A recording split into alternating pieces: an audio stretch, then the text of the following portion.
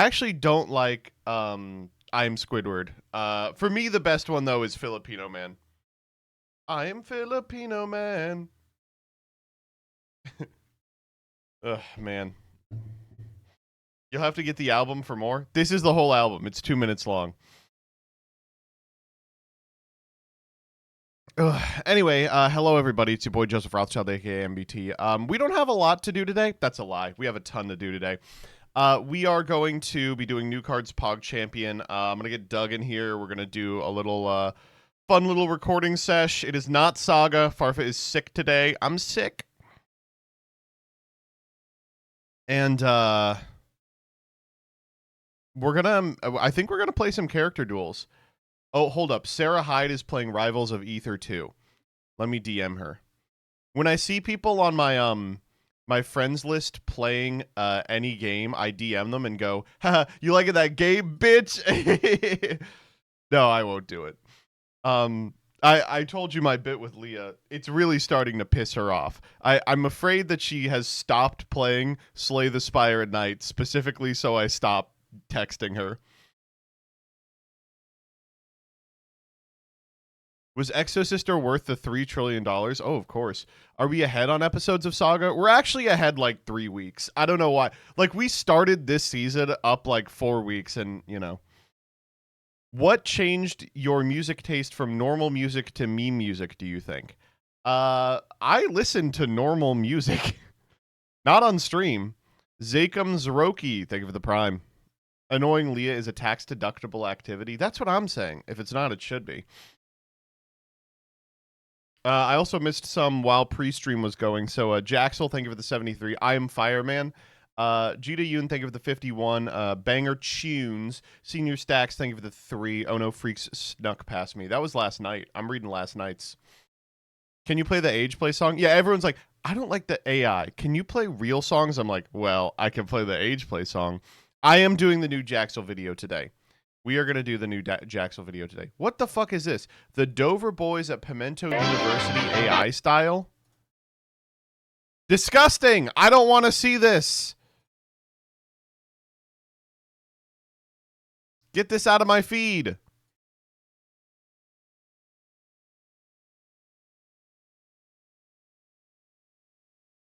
Oh, holy shit, wait a minute. I didn't know that Sandwiches of History visited the National Mustard Museum. Okay, what is going on in my subscriptions? Gewinne mit diesem Team in der neuen Season. Mit Sekulig gewinnest auch du Gengen Charizard. Oh, that's Annie. Okay. I was like, what the fuck? How did German Pokemon tubers make it into my... Oh, okay, all right. She used to be a Yugi tuber. That's what happened.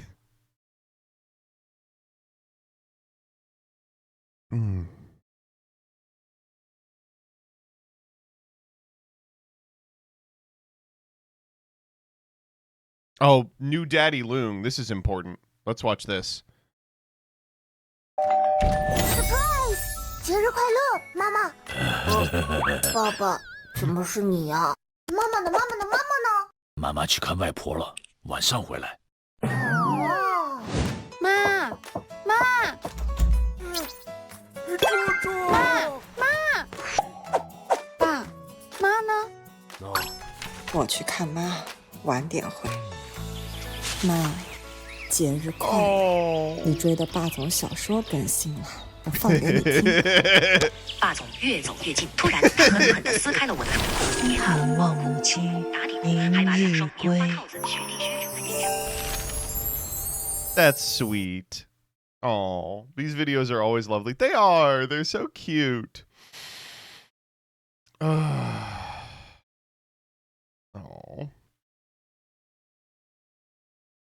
I do like that the dead grandma was a pervert. What did you and Jillian do for Mother's Day? Jillian has complicated feelings about Mother's Day, but we went out to a restaurant we liked, and I got her some shit. Did you watch Grasshopper Steak? This guy's trying to kill me. I swear this guy's trying to kill me. Where's I'll just search it. The problem with these insects when they're dehydrated is they lose a lot of their flavor. So I think the solution is to rehydrate them. I couldn't make it. Dude, I don't want to watch steak boiled in grasshoppers. Can we not watch steak boiled in grasshoppers? Over to the Kroger. We got to use a jewel. Grasshopper steak is the rebuke to your vegan take from yesterday. Honestly, this channel, I love Ordinary Sausage. One of my favorite channels. This has made me more secure in my veganism take than anything. Imagine being a living, breathing being that experiences life, and then you are abused and slaughtered, turned into a little hockey puck, and boiled alive in grasshopper shit. Dual brand steak. And really, you would not believe how difficult it is to make sure this bacon does not go anywhere. From a soul perspective, that's got to be bad for you. Wherever it can slip off, it'll slip off. You got to get it everywhere. Is there like an Episcopalian for bugs? Sorry, CJ, did you mean to say a pescatarian but for bugs? Is there like an Episcopalian but for bugs? Would they worship grasshoppers? You fucking idiot! It's gonna turn the water. I'm gonna guess brown. No, I said what I said. Oh, okay. Protein, it's extra protein. This looks so bad, That's dude. all it is. Dude, the water is brown. It's all dead grasshoppers. I don't know, maybe I've been desensitized to all this, but this really doesn't look all that bad. Me watching the fucking steak boil in sewage. It could be worse. Oh, good. The grasshoppers are dissolving. It's got a good Veganism color. actually I started like when someone watched an Ordinary Sausage video. Yeah, they were like, nah, I'm out. Salt, pepper. Is that enough salt, Nice, do you think? thank you. Take the toothpicks out. And yes, of course, I No! made grasshopper gravy. Yeah, well, I'm not gonna waste all that grasshopper. Less of a gravy, more of a remnants of grasshopper juice. Here we go. I was like, okay, well, at least there's no more grasshoppers involved. You know what's crazy? Is that he's going to like it. He's going to eat it, and he's going to be like, oh, wow. How tender. We got oh, that's nice. That's like a medium well. Yeah. Finally got that dialed in. Get a good bit of that juice. Okay, here we go.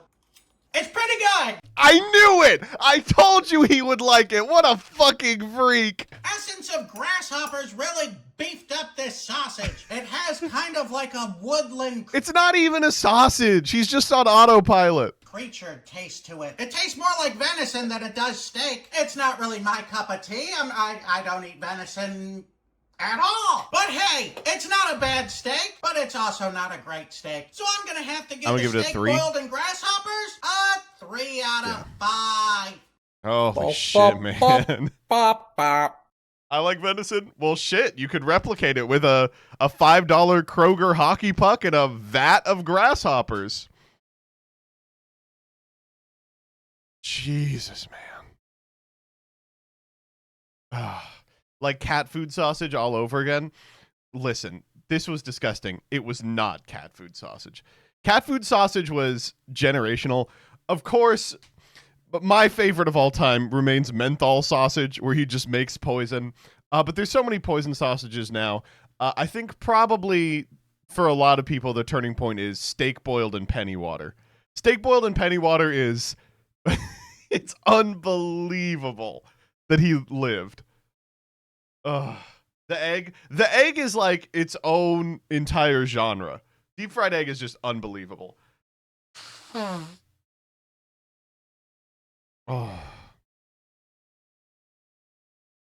Jesus Christ.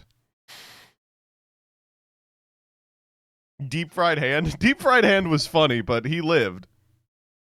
Ugh. Steak boiled in Pedialyte was rough? Yeah, it was.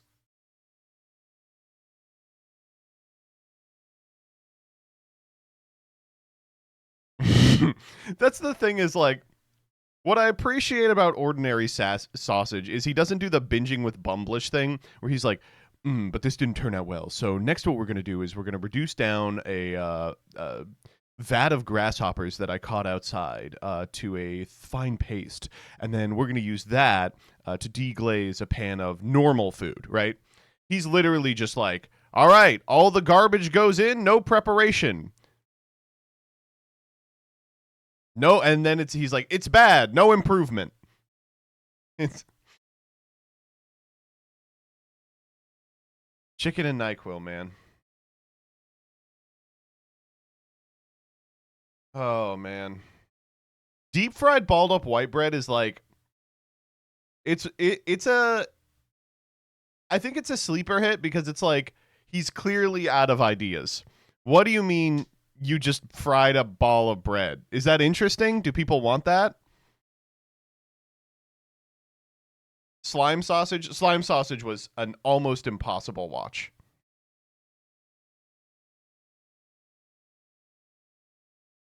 Oh. God damn. The half-fermented chicken egg got removed? What? No! How could this happen? This one, a glow stick sausage, I was like, that's poison. Then apple core sausage came out, and I'm like, well, that's poison.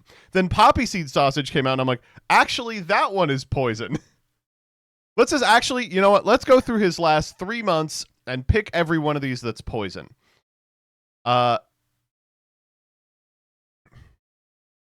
Why you should never try to deep fry a raw egg. Not technically poison, but basically poison.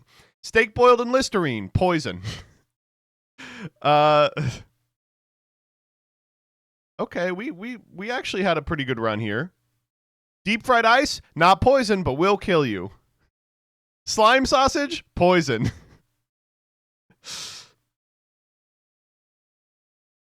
Warhead sour pickle sausage. Not necessarily poison.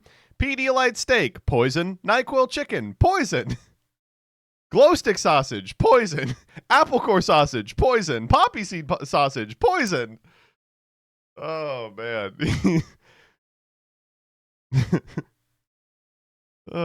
He's a...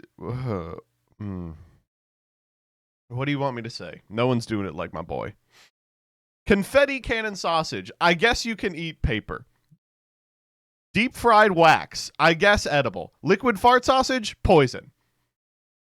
Printer ink. Poison. Iron sausage. Poison. Deep fried my hand. A different type of killing yourself.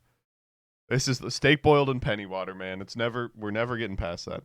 Whatever happened to Doritos Dinosaur? We never learned who killed him. All right, so let's begin with New Cards PogChamp. I think is probably the way we want to do this. We'll begin New Cards PogChamp, then we'll go like Jaxel video, then we'll get Doug in here. How's that sound? Okay. Jesus Christ. No, we already have these. Holy moly.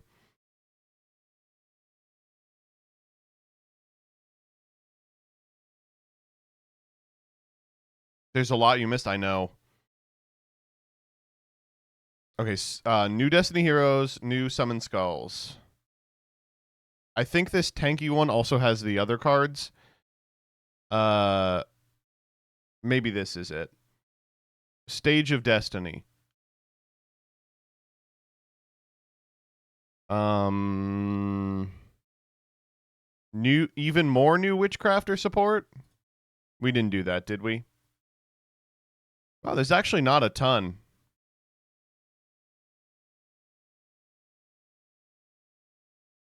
And then the rest is just Blazing Dominion. Oh, okay, great.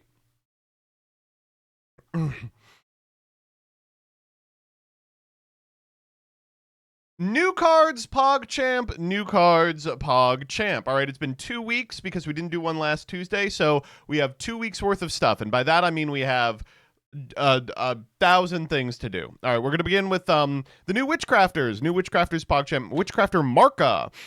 You can only use the first and second effect of this card's name once per turn. You contribute this card from your hand to field. Add a Witchcrafter field or continue a spell from your deck to your hand. Or if face-up Witchcraft you control leaves the field by an opponent's card effect while this card is in your graveyard, you can special this card, and if you do, tribute an opponent's monster. This card's insane. Am I crazy? Tribute it from your hand. and it makes your any removal spell turn into tribute your opponent's stuff. Is this a new Witchcrafter, by the way? Like, do we not, or is this like a take on Adel or something? And then Witchcrafter pupils. So what we've got here is Witchcrafter pupils have made their own golem. You can see these are the little Witchcrafters, Pitore, and then the other two. We have a Witchcrafter and a Spellcaster. You can only use the first and second effect of this card's name each once per turn. During the main or battle phase, you can activate one of these effects. Add a Witchcrafter spell from your deck to your hand, or reveal a Witchcrafter normal or quick play spell in your hand. Apply that spell's activation effect. During your end phase, you can return a banished Witchcrafter card to the graveyard. This, I'm sorry, just is the card the deck was missing. It's like you read this card and you're like, oh, that fills all the holes. Yep, you got it. I hate to say it because I don't want to be too confident about this, but given the tools Witchcrafter have, I feel like it's got to be playable. Like, it checks all the boxes for me. If it's not playable, I will be exceptionally shocked. Do you want my Witchcrafter combo demonstrations? Yeah, do it. Send them over, Scarlon. Oh, it's a whole video. Jesus. What is this BGM? It sounds familiar. It might be Yu-Gi-Oh! Okay, Ver for Walpurgis. Walpurgis knock for Jenny. Jenny... Oh, I missed who that was for. Jenny for Pitore. Pitore for Schmidta. Get the new one. For DMD. Okay. Gay to Myas. Jenny to summon out. Then go for... Oh! Oh, Ver. Okay, great. There's the Gooner. Schmidta. And then use the effect of Madame Ver in order to special. Grab Jenny Maid. There's the Paparoni. New Fusion PogChamp. Grab Bystreet. Bystreet. New Fusion PogChamp. Return. Add Draping. Oh, and because you return it, you get whatever you banish. I get it. Add Confusion Confession. That's so sexy. Here's Spenta. Spenta for Riliona. This is a Magistus combo version. Jenny. Banish Light. Ver. Walpurgis. Artemis. Jenny. Jenny effect. Go through Schmidta. New card PogChamp. Madame Ver. New card PogChamp. The link to Mr. Artemis and her magical Endymion. Cycle Crowley. Crowley trigger. Added to hand. Perform the fusion for Mr. Nibiru Stopper. New fusion. Confusion Confession. End phase. Return Bystreet. Grab back Creation. Damn, that's nice. It's a lot of one-ofs. But looks exciting. I am very interested in these. Okay, next up.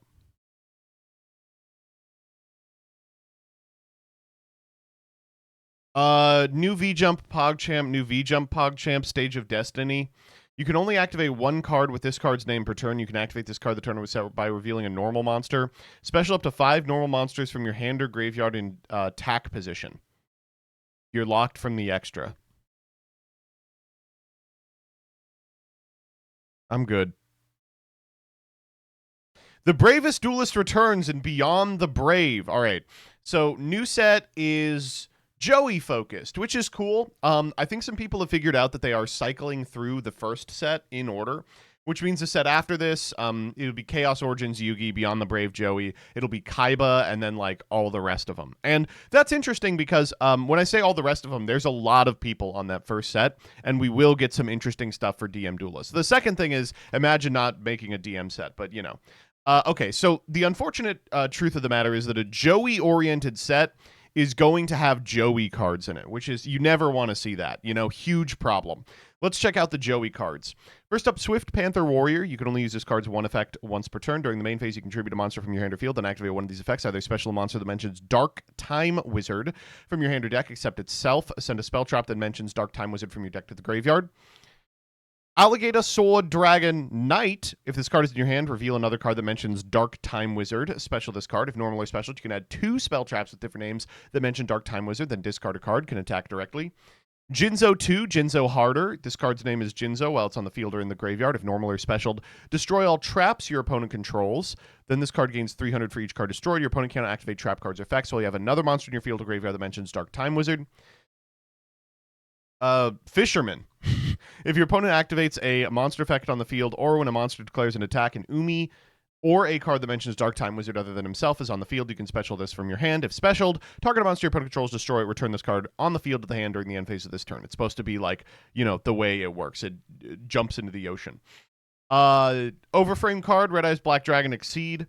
Must be fusion summoned or special summoned by attributing a face-up monster on either field during the turn a monster was destroyed by the effect of Dark Time Wizard. You can only special summon Red Eyes Black Dragon Exceed once per turn this way, no matter which method you use. If special summoned, you can special summon a level 8 or lower monster from your hand or graveyard, unaffected by your opponent's activated monster and spell effects.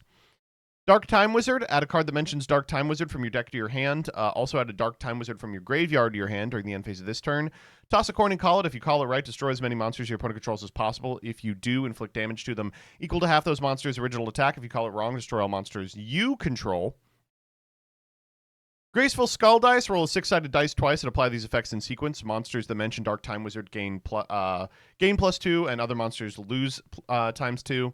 If your opponent normally special summons a monster while this card is in your graveyard, banish this target one of those monsters. Roll a 6-sided die twice. If you get more than 6, destroy that monster. Scapegoat 2, special 4 scapegoats in defense position. If your opponent controls a monster, you can special summon Panther Warrior from your deck.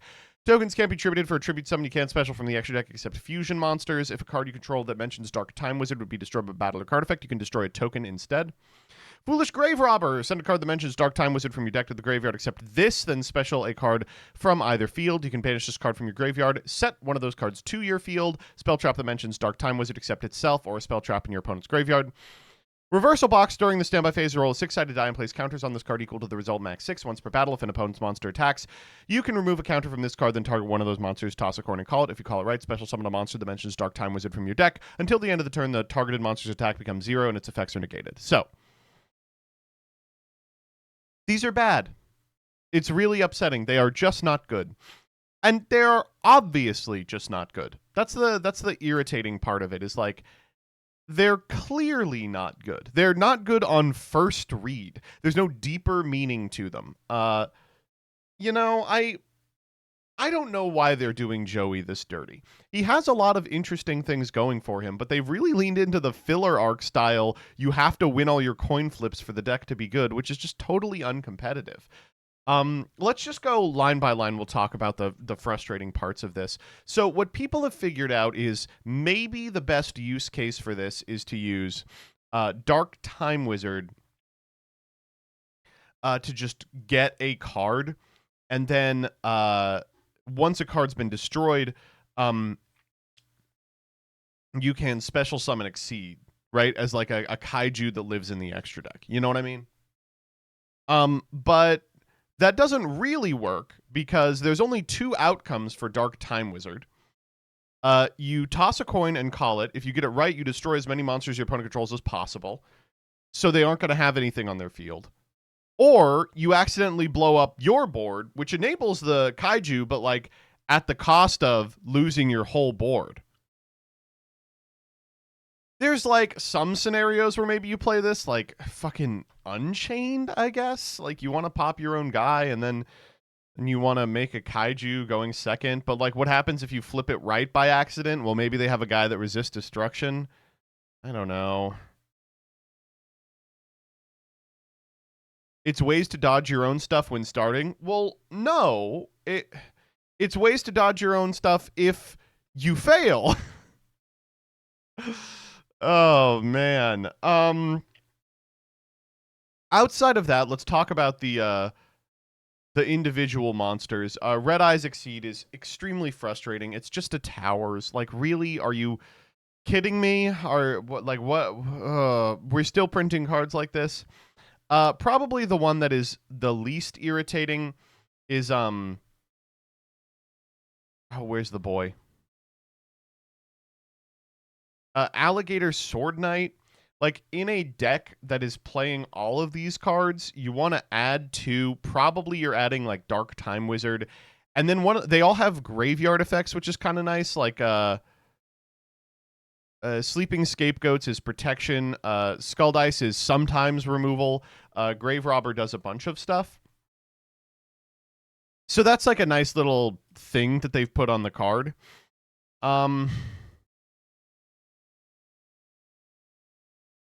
I guess the combo is like Panther Warrior, Special Alligator Sword Dragon, use it to grab Dark Time Wizard, Foolish Grave Robber, then go Dark Time Wizard, search fucking Jinzo. Why not?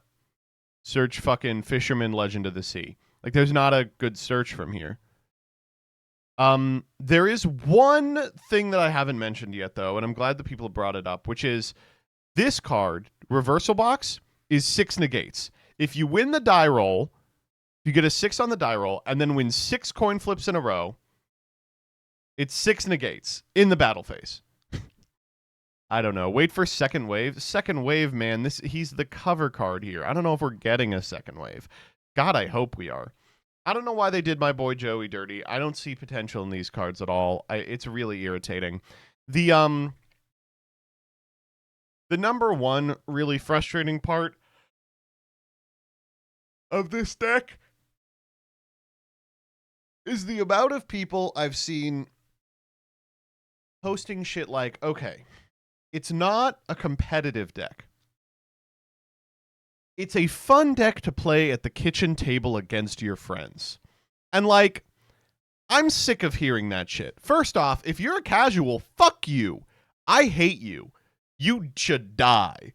Second off, who is playing casual kitchen table Yu-Gi-Oh? And third of all, I hate hearing that from people. I hate hearing that from people about decks like this. You know what's a fun deck to play at the kitchen table with your friends? Edison decks. You know what's not fun? A modern deck that is consistent enough to have a repeatable line to a fucking towers.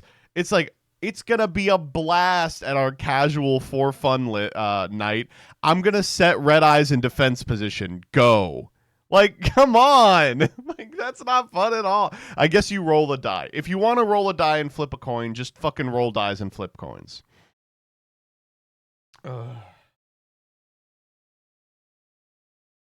Okay. Next up. We got a new tanky, though. He's got Salamandra. Y'all remember that? Okay. New Summon Skull PogChamp, Archfiend's Origin. If this card is in your hand, you contribute one other Archfiend from your hand or field, special this card.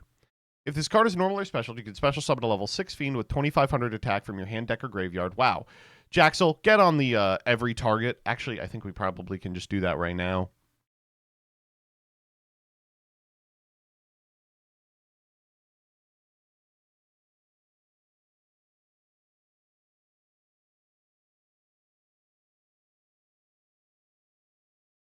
Summon Skull, Summon Skull, Summon Skull, Summon Skull. Fire Opal Head. Oh, does it have to be a fiend?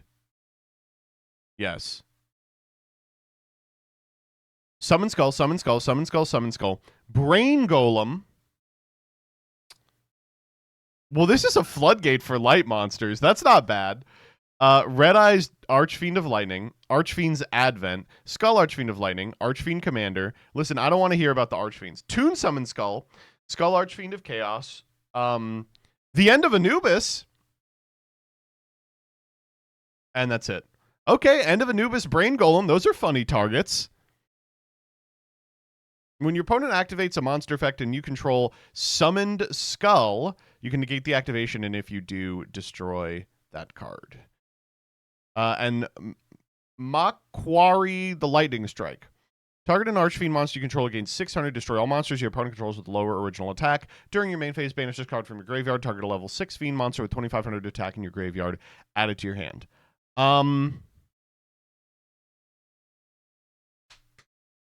These are both really interesting cards. Like, I like these cards a lot. Unfortunately, Archfiend isn't really, like, something I'm interested in, you know?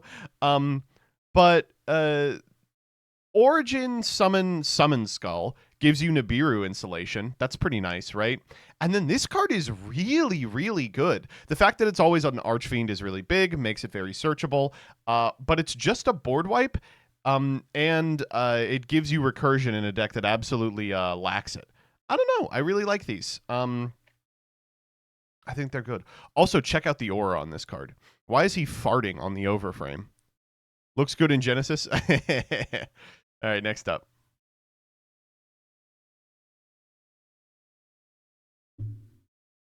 We are so fucking back. God, we're so fucking back. Okay, so I have been burned one too many times by hero support. And the reason is hero support never, for the past 7 years now, has not deviated from the game plan of you're playing Ferris for increase for all that horseshit. Despite the fact that it would be comically easy to print some Destiny heroes or masked heroes that do something. We got Fountain. That was a step in the right direction. I'm like, this is a generically good card. I'm excited to see where this goes. But the D heroes have potential. Let's see what we got. First up, Death Dogma Guy. Awesome name. Also, like a totally wrong translation. Like, if the point of the translations on org is to mimic what you see in the TCG, have they ever called them guys in the TCG? Call him Death Dogma Dude. That's what his name's going to be. Can't be normal summoned or set. Must be special summoned from your hand or graveyard by banishing 3 warrior or dark monsters from your graveyard. You can only special summon Destiny Hero Death Dogma once per turn this way. If summoned this way, you can activate this effect, inflict 2,000 damage to your opponent during the next standby phase. Once per turn, whenever your opponent activates a card or effect, you can fusion summon a dark or warrior monster from your extra by shuffling its material from your hand, field, or graveyard into the deck. So,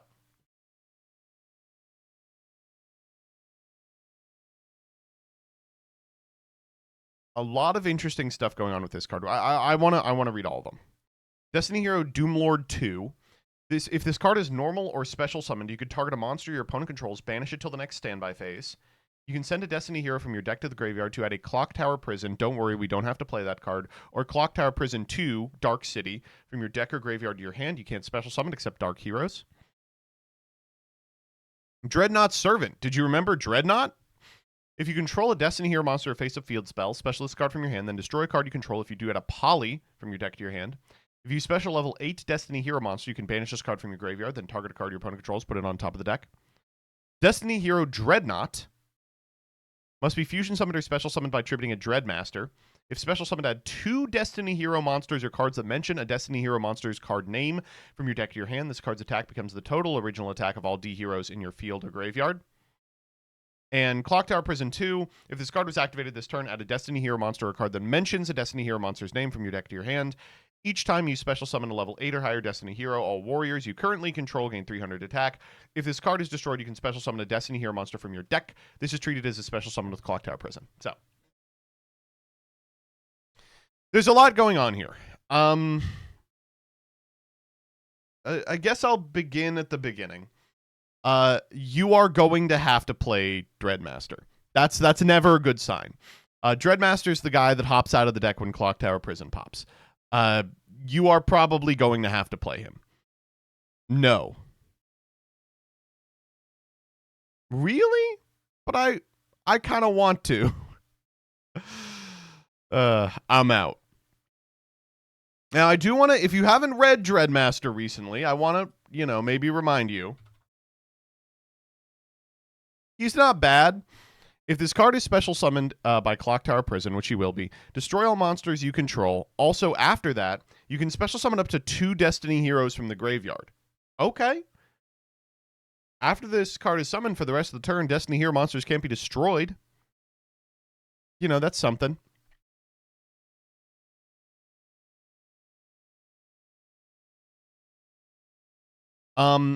Now, the downside is you can see special summon a Destiny Hero monster from your deck. So he is an increase. Unfortunately, he is an increase. Just nothing to say but that.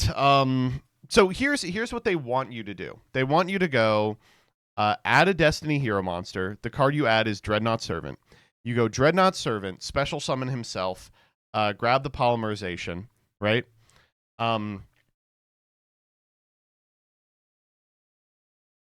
You're popping the Dark City effect, special Dreadmaster. Dreadmaster pop Dreadnought Servant. You can summon the Dreadnought Servant back.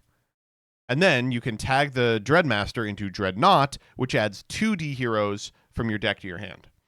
You already have the polymerization, so from there you can just go poly, send a Mally from Grip alongside the Dreadnought Servant you got back. That's DPE, right? Dreadmaster doesn't pop D heroes. You're right. You have even an extra material on field. That's crazy, right? That's really strong. Death Dogma is another fun card to add. Like, I'm really impressed that they printed this card the way it is. When your opponent activates a card or effect, fusion summon a Dark Warrior monster from your extra deck by shuffling material from your hand, field, or graveyard. Gets you a sort of extension that this deck doesn't really have. It gets you a kind of layered interruption. And then finally, Doom Liege is just a Clock Tower Prison Searcher. Like, that's perfect. It uses your normal, yes, but who cares? You don't need your normal in this deck, probably. This is, thankfully, a self-contained series of powerful cards that play nicely with existing hero cards. Now, a couple of downsides to this, I do want to say. Firstly, you still have to play Mally. I know that I saw Jaden BR experimenting with Mally-less builds. I think you do still have to play Mally. It's unfortunate, but I think you still have to play Mally. Now, it's not as bad as it used to be because you have a lot of mechanisms by which a Mally and Grip could actually be quite good for you. You know, it doesn't feel like horseshit when you draw one. The second, he's down to 2. Yeah, he's on 2 in the most recent list, but still, you know. The second thing is, while this is a powerful self-contained loop, like, DPE a couple of times isn't enough to win the game. And the deck does have some really easy lines into the masked heroes. The masked heroes, unfortunately, have to be a part of this deck. It's exactly the masked heroes are integral to this strategy. You want Dark Law, obviously, but you really want Chaos. You want masked hero Mr. Negate. Without the negate, you are kind of a sitting duck for a lot of stuff. You can basically make Chaos for free with these guys. Exactly. Like, it almost reads like Chaos was printed for these guys to come out. But you do get to cut all the rest of the bullshit. You don't have to play all the E heroes. You don't have to play Neos. You don't have to play the Vision heroes. Not bad. Honestly, not so bad. I'll hop onto Jaden BR's real quick. His current build looks promising. I think Jaden BR is really, really interested in playing like the bricks, but I think you could cut it down even further. I mean, look at this thing. This is this Karibo card really helps this archetype too. It's 3 Clock Tower, 3 FD, and then you play 3 of the new Doom guy. Then you play 1 Dreadnought, 1/1/1 on the masked heroes. You have to play the Dreadmaster, you have to play the Doom Lord, and the Mallies. Then you get to play 1, 2, 3, 4, 5, 6, 7, 8, 9, 10, 11, 12 pieces of non-engine. You get to, or 14 because you're playing Called By and Crossout. 15, 16 because you get to play the Drolls. I mean, I like it a lot. Now, I will say the third thing that I wanted to mention is that you are going to find yourself in a position pretty often where you're fucked by the Dark Lock. So the lock on Fusion Destiny says you can't summon except dark heroes. And Doom Liege also has that lock.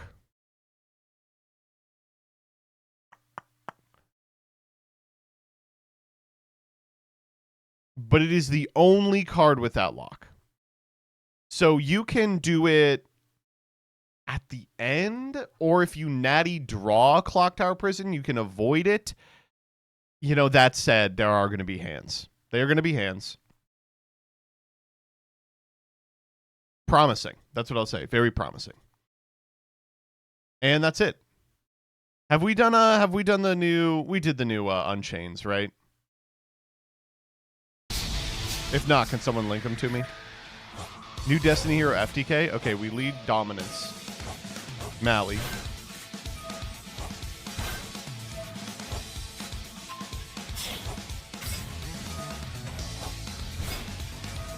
Isn't the only non-dark hero like Furnace? There's a couple. Fountain is a water. Oh no. The new FTK needs fucking Vion normal? No thank you. No thank you. See ya, extra hero. Piece of shit.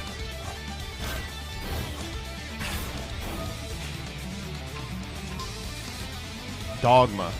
Oh, I see. They want you to have the life points with... Okay, I get it. You're going to have the life points with Dogma, and then you're going to kill him.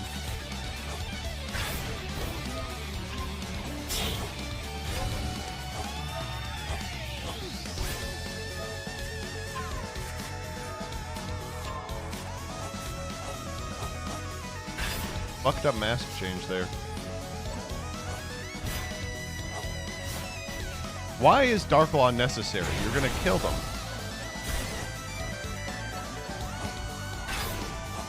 Dystopia, that's funny. That's hilarious. Yeah. I get it. Fiendsmith hero with new D hero support. Is this the laws list? I like the laws list a lot. Look at this fucking thing, man. The law's addicted to Miracle Ejector, though. I just don't believe in that card.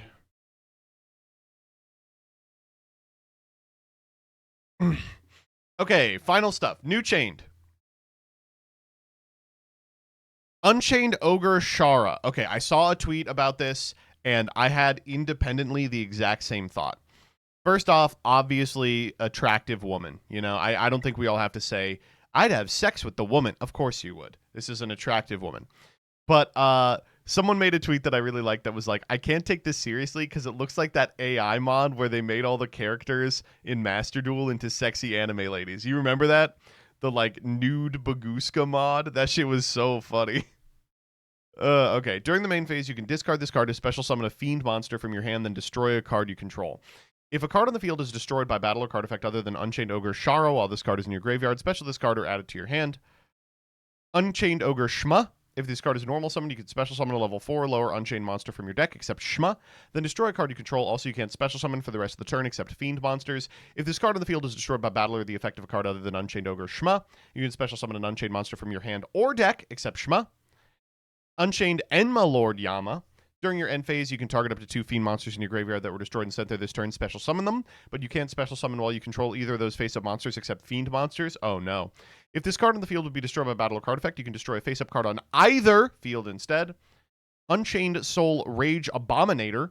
If your opponent special summons a monster face-up, you can target one of them, destroy a Fiend monster you control, and if you do, negate the targeted monster's effects until the end of the turn. When a monster effect is activated on the field and you control a link 4 or higher Unchained monster, banish this card from your graveyard, destroy the monster that activated this effect.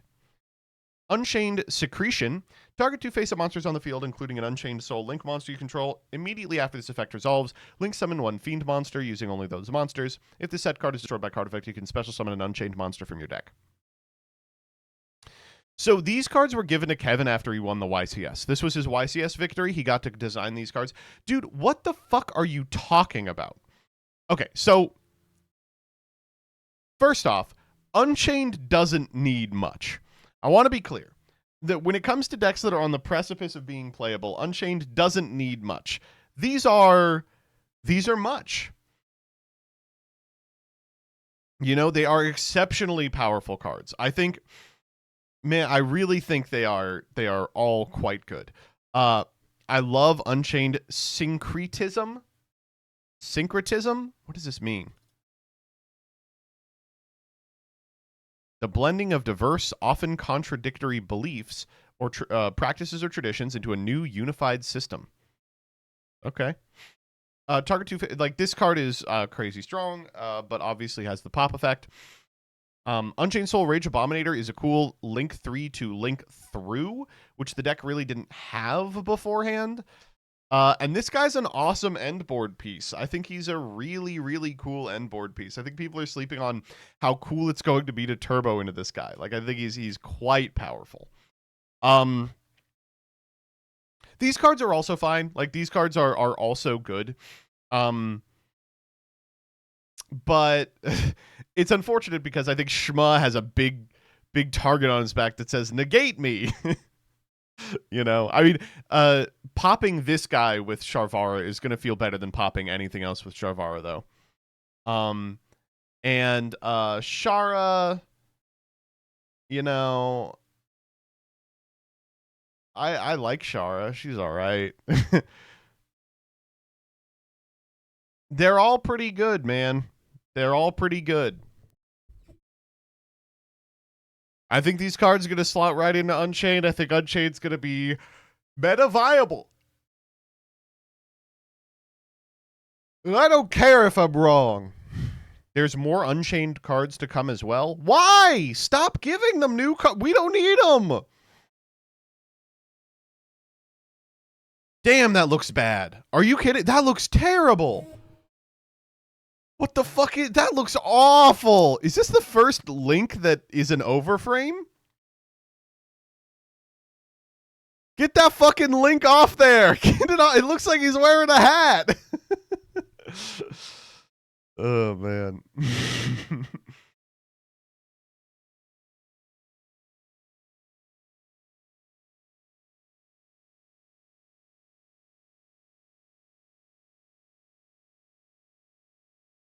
Sharvara is still semied. No, you must be joking.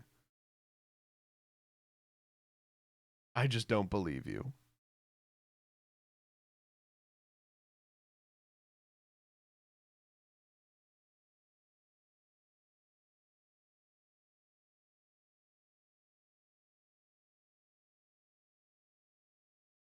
All right, let's do Jaxel. Do Jaxel? What the heck?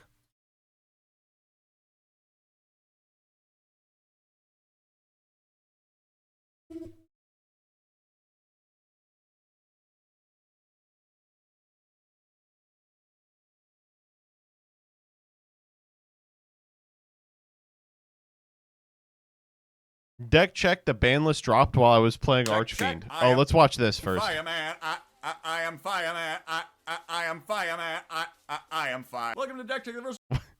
Has Jaxel lost weight? Jaxel didn't have a lot of weight to lose in the first Fireman, place. Iceman, Plantman, Pissman show on the internet.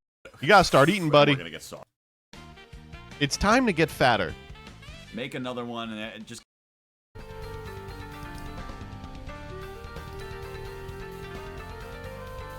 Are you just playing here? That's actually not a bad idea as we go tracked, fuse those two into sequence so we can clear the extra monster zone. Blist? You're fucking kidding me. Please, don't tell me the ban list dropped in the middle of like a decent replay. Come on! Fuck Patreon, we're doing Blist. Oh, that's awesome.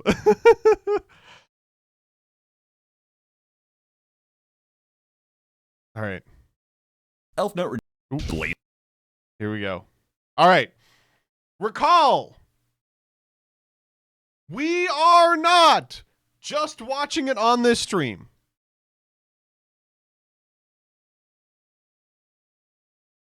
Pre-watched? No, I didn't watch it. I thumbed onto it and I was like, I'll watch this on stream, and I guess maybe it played in the background or something. I usually don't watch a Jaxel video unless I'm in a moving vehicle. We are watching at the link. We are subscribing. We are replying. I did also see this comment, which is good as hell. And we are, I don't know, we're commenting as well. All right, here we go. Blazing Dominion releases on May 8th.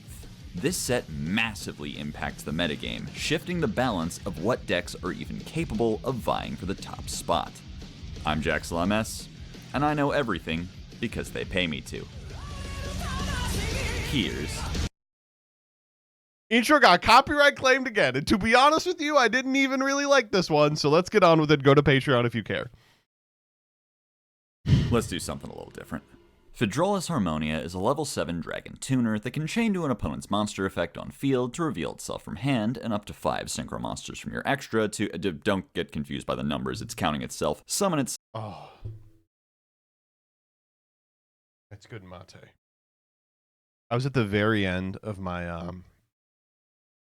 mate stash, and it was just shake. It was like fucking powder. It was disgusting. Oh, it feels good to have mate that isn't just powder again.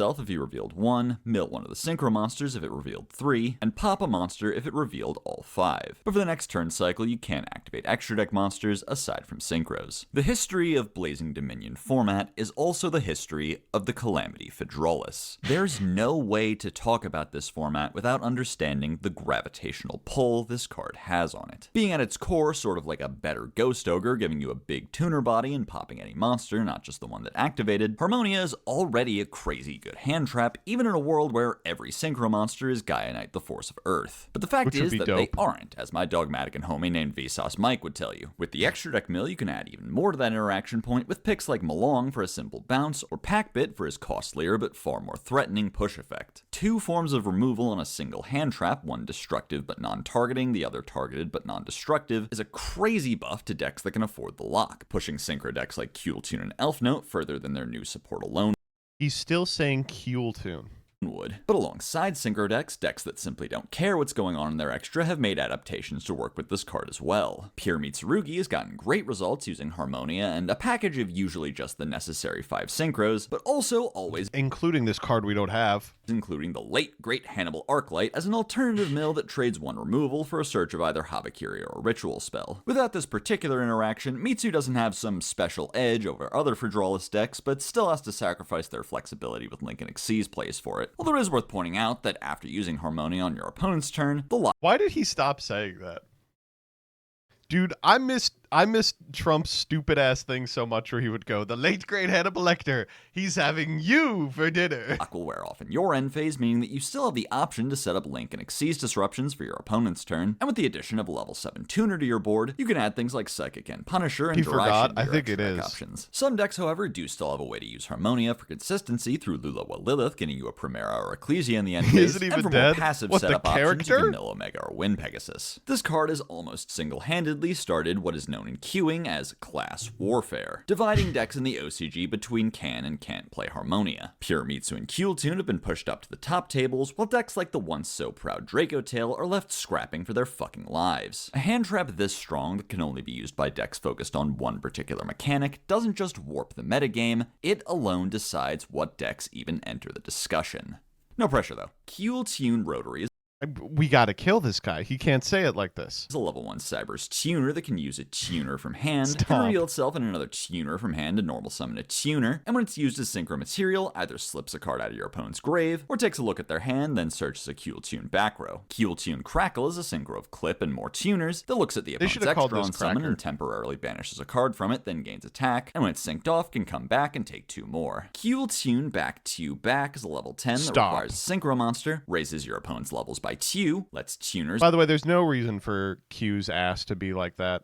attack twice, and twice per turn in response to a monster effect, can add back or reborn This is a what, tuner, Q then and Rico, immediately right? synchro summon. This support fixes most of what was wrong with the initial release of Kueltune, cranking up the consistency, fine-tuning the card quality, and remastering the end board. Rotary makes Red Nova pretty much completely obsolete, being Boo. an even better one for Q to summon to bridge into more engine, and more importantly, one that you're far happier to draw. While drawing Red Nova was acceptable because of Kueltune's hand material gimmick, Rotary in hand helps you extend through your bodies being removed by letting you extra normal the names you searched. Replacing the biggest brick in the deck and making your normal summons more live is already a huge boon for the strategy. But what's more, it also increases your starter count by making Rico, which was once more of an engine requirement we were playing 3 of out of obligation, into nearly as good of a starter starter is Q, giving it a 1 to search with which to make Trackmaker. And that gives us a good jumping off point to talk about, what it actually does. When used to make Trackmaker, it not only doubles the amount of back row searches you get, letting you get JJ and Synchro, it also gives you perfect information, including the top deck with Q, letting you know if you need to do a nib line or just how to order your disruptions. And Oh, man. as for disruptions, I'm so fucking good at transition sentences. This is like my only skill. Rotary swiping something out of the trash is a novel addition to your material effects, but with its level being awkward for anything you'd want to quick sync into, and its effect playing the worst with the trigger effect timing, it feels the most like it's asking for the loudness war slot. Meanwhile, Crackle leans into the most frustrating parts of the deck by making your clip into 2 to 4 extra deck rips. Why does she look so different on Crackle? Now equipped with better aim, you can hugely cut down your opponent's options anytime you resolve clip. And of course, Crackle's very existence makes your turn 0 plays much more consistent, going off with clip in any 3, including Q and Ghost Girls, for a highly disruptive play. Its second effect not only lets you do the very same thing as the first effect in double time, it's also relevant that it comes back as a body, so after tuning it with a 5 into back-to-back, you'll immediately have a 5 back on board to make into Zaylin or Loudness War. And back-to-back is a huge addition to the board, both preserving the level fuckery of RS, but and also giving you 2 more opportunities for quick synchros, further alleviating the pressure from Remix to always be ready to sync. Like Remix, reviving things like Mix and Trackmaker, and then syncing unrelated mats gets you good follow-up search. Wait a minute. So Remix is Mix, Crackle is Clip, RS is Rico, back-to-back is Rico and Q. Who the fuck is Trackmaker? But then having a second activation of back-to-back means you still get to use those strong material effects. Responding to a monster effect also gives you a great chance to fire Zaylin, assuming you can figure out what the prompts on EDO Pro mean. But well, Edo Pro is not the only place that's an issue. another not quite addition, but definitely improvement on your end board is the fact that with Rotary being a 3 of, you'll more often have the chance to use Q for some advanced techniques. Overcrowded Anthem. Okay, not that advanced. Now, we all know Q can summon Naturia Rose Whip, but what this video presupposes is maybe you didn't. What you can also do is summon a hand trap from Well, don't worry. deck, sack it for JJ, and then add it back with Remix, giving you consistent access to Ash Blossom or Harmonia. And in a format owned and operated by Harmonia, it's no surprise that a deck with a simple, non-invasive combo to search it has bubbled up to the top. Darkness Resonator can reveal to Okay, let's talk about RDA. RDA is fucking bad. your opponent that, yeah, you're really doing this right now to summon itself from hand, gives you an extra normal of a Resonator, and can change any That's a number of fun tuners way you to control describe it. ones. Power Vice Dragon. Fuck, that's a good way to describe it. God damn! Jaxel does this to me. Very few people who write these stupid-ass, gay-ass little videos do. Sometimes Jaxel will have a turn of phrase where I'm like, that is kind of clever. Summon itself if your board is clear or only has dark synchros, searches Resonator on summon but locks you, and gives battle protection to RDA. Fiend Peace Golem can summon itself if you control a Fiend Tuner, can sculpt its level a bit on summon, and if it's sunk into the Man of the Hour or one of a much smaller group of his associated acts than you would assume, it can reborn a Fiend. Red Nova Dragon Assault Mode can The engine nobody invited. banish itself until the end phase when your opponent activates an effect, to banish cards they control up to the number of tuners in grave. Ori's negate attack. Crimson Call adds a level 4 or lower fiend back from grave or from deck if you control RDA, and can banish itself from grave to give RDA or an assault mode monster a second attack. Ruler's Rumbling counts up your opponent's summons, reborns a dark synchro if they've done 1, makes RDA unaffected for 3. Somehow the Black Rose Assault mode is even worse than that. What are you talking about? The Black Rose Assault mode is Bramble Rose. No. Tangent here. I've been playing so much Genesis on ladder. Yesterday, I played against a plant synchro deck that was playing both the plants and the Preda plants, and was only synchros, and was playing 3 copies of the new Black Rose Continuous. And I was like, okay, it's a searcher. I guess I get that. But every single game, their game plan was to burn you out. Like, I played 3 games, and every game was just avoid the nuclear warhead. And I was like, oh no! books all your opponent's monsters. Did it on work? 5, Yes! And if they've hit 10 or more, they can't do There shit. were 2 games where I was in an unlosable position, and they were like, well, I have 7 worth of material. I was like, there's no way they're playing like 2 Black Rose Dragons. They try it once. Nope, they were playing 2. About it. Crimson Blade Dragon is a level 7 that requires a Resonator, is treated as Crimson Blader for some reason. On summon, either If it adds or works, it works. summons That's what level I'm 8 saying. or higher Nomi from deck or grave. It burns you for like 5k. It burns you 100 for every plant in the graveyard, and then 24 if it was popped with Black Rose.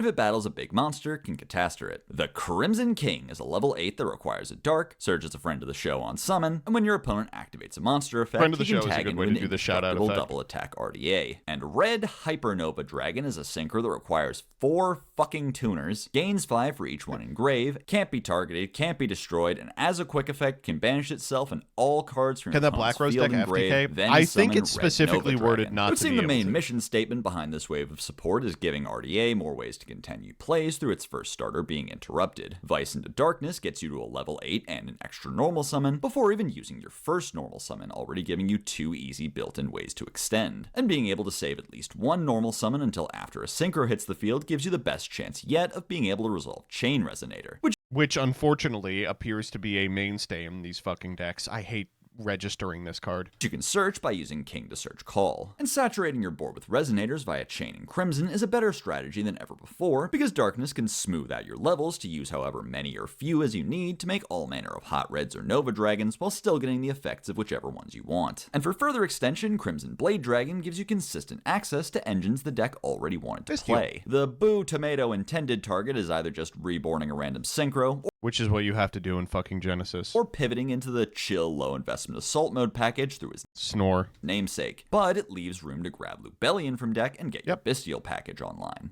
Or Habakiri, I don't judge. The new No. Can you actually get Habakiri? No! additions to the ceiling are certainly interesting. Hypernova has some advantages over Supernova, not needing any particular timing so he can just blow up whenever he feels like it, and also immediately replacing himself with at least a big guy to swing for game with, unlike Supernova, which has to wait a whole turn cycle. But dedicating 5 whole bodies to it is so much investment when 4 was already pushing it. And the tag into Red Nova is so funny in context, knowing that what they want you to do is Hypernova banish goddamn everything, then make Red Nova assault mode to banish even more cards. Like, how many fucking banishes do you need, dude? It is funny what they want you to do with this The one deck. that does interest me is, oddly enough, the King. Now, you may be wondering, how does Crimson King work? Like, okay, he erases timing, but what does that mean? Crimson King's quick tag into Stupid. RDA is useful for 2 reasons. For one thing, it turns on Red Zone without having to leave RDA up in your own end phase, but also a simple effect that can chain to any monster effect gives you a good way to enable Zalen. Sadly, since this requires 2 whole synchro summons, there's no hope of getting this negate online within 5 summons. Trito Aneacraft Expetitia That is true. has the iconic bingo and counter effects of the level 1 crafts, the world-famous special set effect of every craft, the patent-pending flip up to search effect in response to an opponent's effect that sets a card, and the classic flip effect to pop a back row and then summon a monster from hand face down. Adelspia has all these common effects, which I'm sure most players have read, can Stupid. flip up in response to an opponent's effect on chain link 3 or higher to negate and destroy all their effects in the chain. And after it's flipped up, your opponent cannot respond to their own effects. Reset places any Neopolis from deck or grave, or if you already have it, can negate a card or 2. And if your opponent activates something, you can banish it from grave to flip face up Aneacrafts back down up to the number of scales you control. Aneacraft is a deck that tries to carve out an entirely different style of play within the game, imposing its own rules within its domain. And its shortcomings largely come from the parts of the game that its rules don't account for. Decks like Draco Tail and Mitsurugi have simple techniques that can protect them from any as sure hit effects.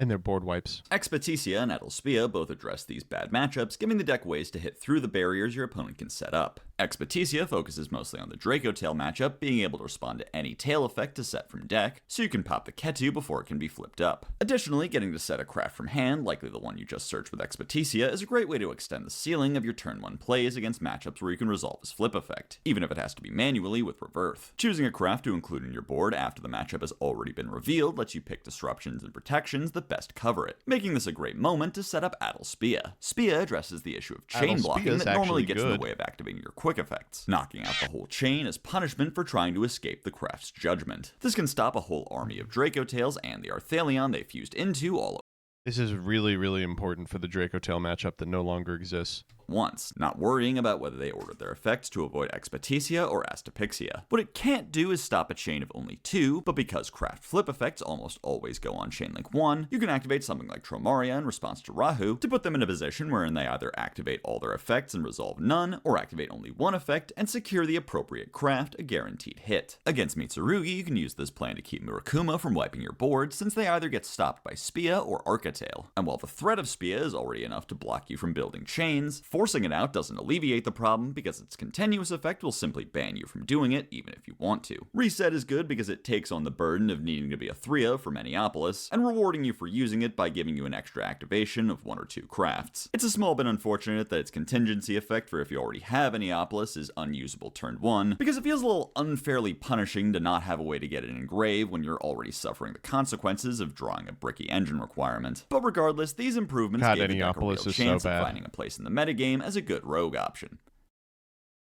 I don't think the deck is very good. And then it fucking didn't. Okay, well. Clown Crew Bianca Viso is a level 7 illusion that can be tribute summoned with a single. These fucking cards, man. Oh, man, these cards. You ain't gonna hear much about these cards for the next couple of weeks, I'll tell you that. Here's what's gonna happen. You remember how no one was playing Cool Tune in the TCG, but a bunch of Genesis players were like, this deck is fucking Hitler. Yeah. You're about to hear that again. Jimmy. Remember Jimmy? Song's about Jimmy. During your opponent's turn, it gives you a quick tribute summon, and when it's tribute summoned, either draws 1 for each tribute or negates a card for each tribute. Flare is a level 1 ritual that can reveal itself to search a Clown Crew card, then pitch a card, and if it's tributed, either shuffles back all rituals on field and engrave, or books a guy. Rehearsal tributes a monster from hand or field to search Bianca Viso in a back row, and can bash itself engraved to ritual summon. Matinee Apparatics can summon a Clown Crew from deck or extra every turn, but locks you out of activating any monster effect on the field of a monster summoned from deck or extra, and during the end phase draws a card for every kind of Jimmy you tributed this turn, then can set a back row from hand. Malabarism is a quick play that summons 2 with the same lock, and on a later turn can bash itself from grave and tribute a monster to bounce a card on the field. Soiree Apparitions either summons 2 or searches 1, then locks you, and can bash itself from grave to tribute summon. Can shuffle back 3 from grave or banish during the standby phase to draw a card, pops a back row for each tribute you use for a tribute summon, and if it hits the grave can place itself on the field. Diabolo is a fusion of Mud Dragon materials that gives tribute summons piercing, and if it's tributed either shuffles back all fusions or sets a Clown Crew trap from deck. Meteor is a generic 6 synchro that protects the summon window of your tribute summons, and when it's tributed either shuffles back all synchros or adds back a Clown Crew card. And Fiends is a generic rank 3 that gives tribute summons $10, and when it's tributed either shuffles successes or sets a spell from deck. This deck's got a somewhat unique gameplay loop. It's a runic deck in Genesis. Don't fall for it.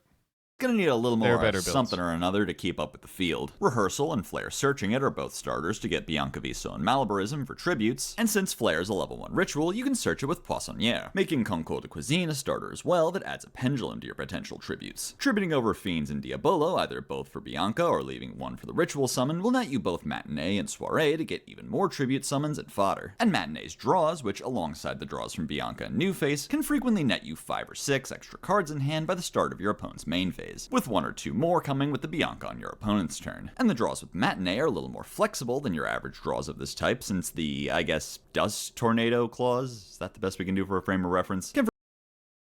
I mean, it's important. Forgive you for playing hand traps like Imperm that something like Heat Soul wouldn't have put up with. And the ways the deck can disrupt the opponent are actually pretty high impact. Each Jimmy can wipe out all the hard work your opponent put in thus far, summoning their own Jimmies. So a board of just Malabarism to pick the tribute fodder you need after the matchup is revealed, and Soiree to search and then tribute summon Bianca Viso gives you a pretty big bomb to threaten your opponent with next to all your non-engine. Flare's Book of Moon is even more versatile, being something you can tribute over next to Devils or Meteor to block your opponent from rebuilding, and Meteor is good not only for recursion of your clowns, but also recursion of synchro monsters you may have milled with Harmonia. Keeping Harmonia with Malong online indefinitely is a pretty good perk for a deck trying to outgrind. But if I'm being honest with you, this is kind of where advantages cap out because there's one huge disadvantage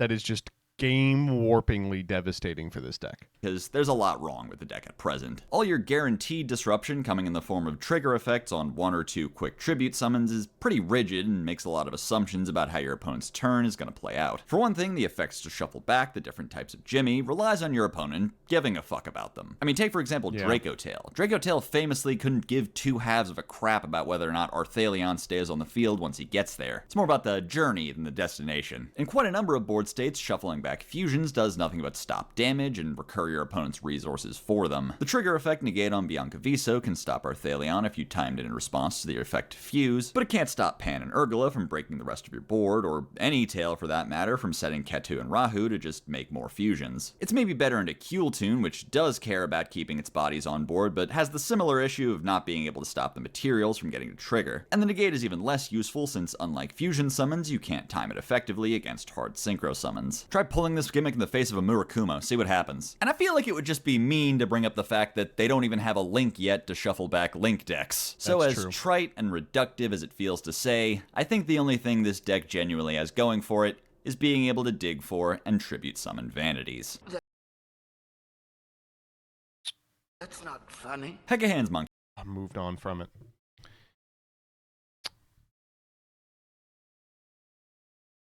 Well, I wanted to say it loses to Ash as well. If only there were a format where none of those matchups and Ash weren't playable.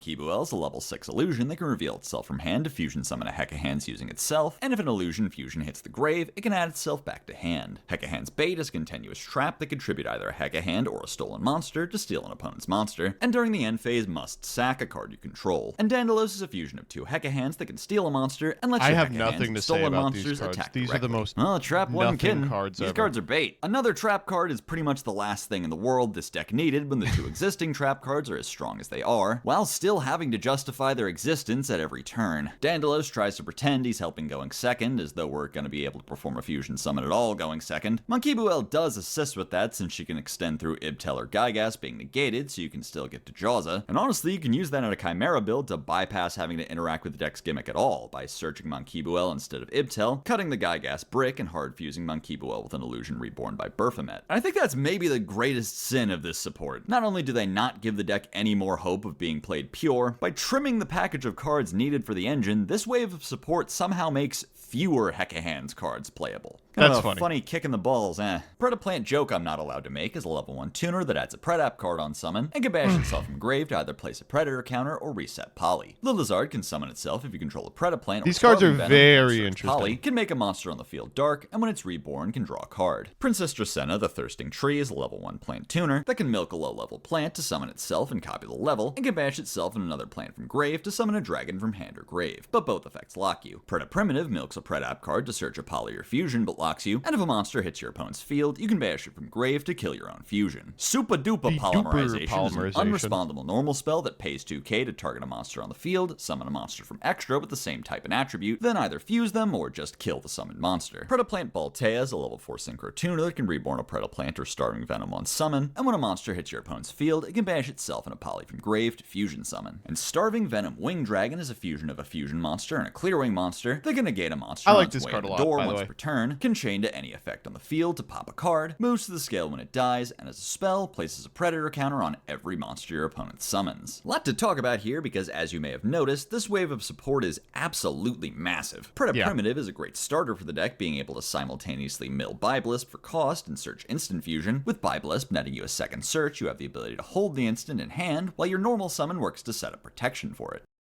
This is kind of the most irritating part of it is you're not going to be able to do this shit in Master Duel. Whether you started with Primitive, Longinophilia searching it, or Scorpio summoning Longinophilia, you can now get to Lilizard and use Long to tune it into Baltea. Since his summon searches Poly and being reborn by Ball draws you a card, Lilizard further extends the options left uncommitted in your hand as you go down Sag, this line. bad game. With the 4 True. and 3, you Regrettably can very Bramble, true. which does threaten Black Rose and a reborn going second, but going first you can tag it out just to get that reborn for a level 1 tuner, so you can make Black Rose into Crystal Wing, which will be able to protect all the plays we can do with Instant and Poly.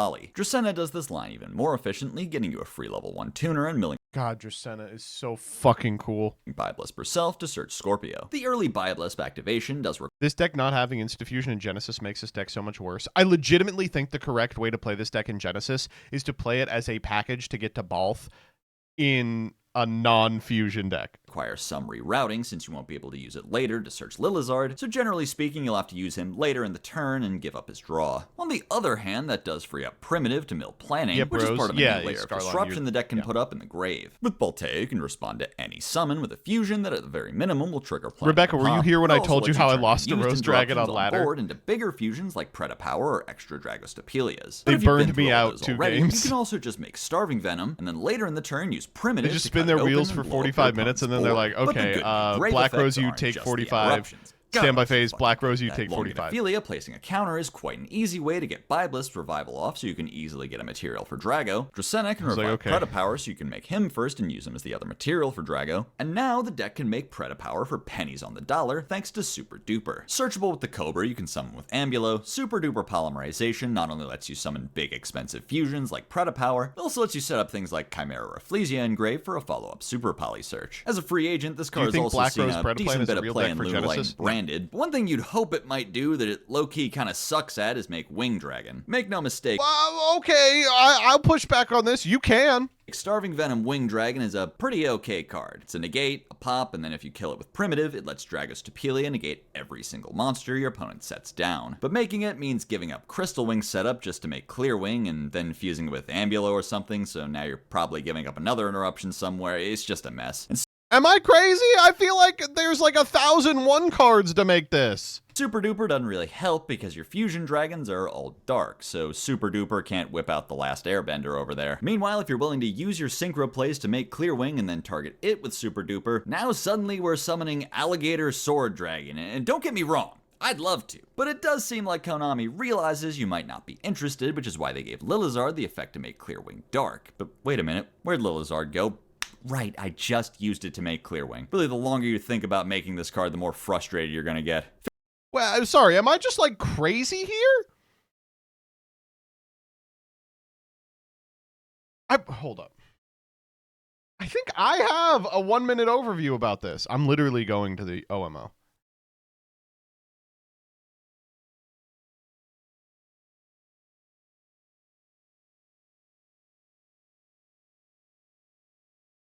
Good afternoon, Jank enthusiasts. New heights, more consistent, powerful, and repeatable than it's ever been. Here's what the deck can do. Primitive for Biblisp, add instant fusion, add Longophilia, then summon it out. Grab Lilizard, special it, then grab a fusion sub. From here, Synchro for Balthia, grab Lilizard, Bramble Rose, Black Rose, and Bramble for the Longophilia. Crystal Wing for protection, then instant for Ambulo Melodies. Snag Preda Pruning, Longophilia to counter, then Biblist to summon back. Tributed for Cobra, add Ultra Poly, and Preda Pruning. It was an Ultra Poly line. Okay, I understand being like, I don't want to play Ultra Poly. I was like, I feel like we Ultra Poly'd it out. I understand that. This is pre-fat Dragnuts, by the way, for Balthia. Finally, Clear Wing and Ultra Poly for Starving Venom Wing Dragon, Ultra Poly back the materials, and Fusion sub for a second. My take? I mean, that's not that unreasonable, right? I'm sorry, that's like not unreasonable. Fairy Tail Match Giru can summon itself from hand or grave if you control a spellcaster. 2 Venom Wing? Yeah, you want both of them. 1850, but locks you to spellcasters, searches a Fairy Tail back row on summon, and can pay 5 to change the name of an opponent's monster to Prince of the Fairies. Fairy Tail Ball searches a Fairy Tail monster or Tails on activation, lets your Fairy Tails attack directly, and when your opponent summons monster while you control a Fairy Tail, you can negate a monster they control and change its name to Prince of the Fairies. Once upon a Fairy Tail summons a light Fairy Tail from hand, grave, and banish, but locks you to spellcasters, and if it's banished or sent to the grave, I fucking hate this deck. You can only back in the mines, Rebecca. Back to Snow Island. Activated if you control a tail. Tails of the Fairy Tails is an Axe of Despair that can fusion summon a spellcaster using materials from hand or field, including Prince of the Fairies your opponent controls, and can equip itself from grave to a Fairy Tail, then immediately that best of 3 is maybe the least Yu-Gi-Oh played of all time. All right, hold up. I'm opening up the DMs. Can we watch this best of 3 on stream right now? I think we have to, right? It's like really imperative that we do. All right, let me do some live 10-minute testing. You know, I don't get to do this very often.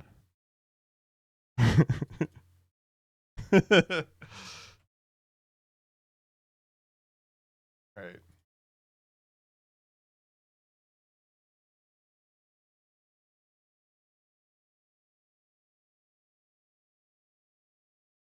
So it's time for game 3, and you know what that means, a best of 3 versus meta. Our opponent's on what else but Cool Tune. God, I'm going to get sick of saying that. We are going first, and as you can see in our 42 card deck, our hand looks pretty good. All right, let's begin with a copy of Fairy Tale Ball into a Psy-Frame Gear Delta, into a Vare Magic Lacrima of Light, into a Fulos, into a Called by the Grave. Just a normal turn 1 in 2026. Out comes Zorua. After that, of course, they're going to summon both the Driver and the Delta from Grip and negate the effect of the ball. No big deal, because from here we can activate the effect of the Zorua into a fucking Harmonia. All right, no big deal. Down it goes. We'll just set this copy of Forbidden Crown as our opponent draws a card, and doesn't matter because literally everything from this position is full combo, courtesy of the JJ Cool Tune that's already creeping in hand. All right, we probably don't have to see this. We will Forbidden Crown the Cool Tune mix, which should end the turn, but it doesn't. They'll use JJ Cool Tune to send the Pidgeotto in order to grab a copy of Cool Tune Q and then use the extra normal on Q. I think we all know where this is going, right? We lose this one? Yeah.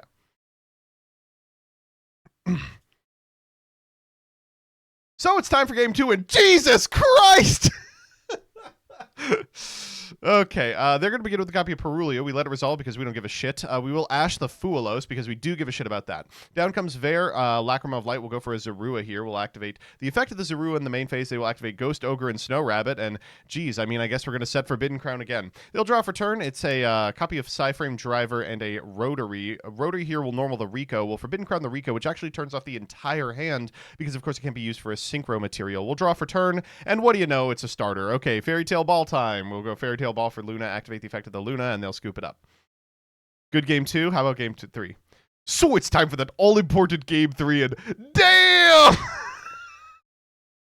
Can you believe people are playing Yu-Gi-Oh! In this format? Can you believe people are like, they're going to locals. They're saying, you know what?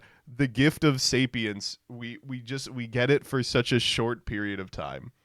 We get to experience maybe 80 years on this beautiful planet if we're lucky, before we once again slip into the ether of nothingness.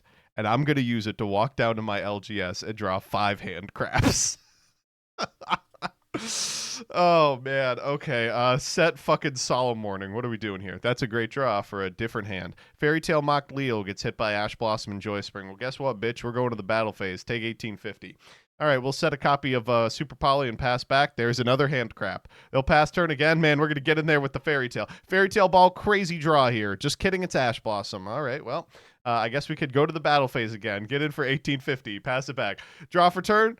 That's right, it's another hand crap. This time they're going to set one of them so they don't take 1850. That's smart. We'll go to the battle phase and hit in. We'll make Artemis here and then go Lacrima of Light. Okay, we're making plays. Sending Jenny. Jenny effect. We'll special the Magistus. Grab a copy of Zorua. We'll activate the effect of the Zorua targeting the Magistus. And, oh, guess what? It's fucking Harmonia.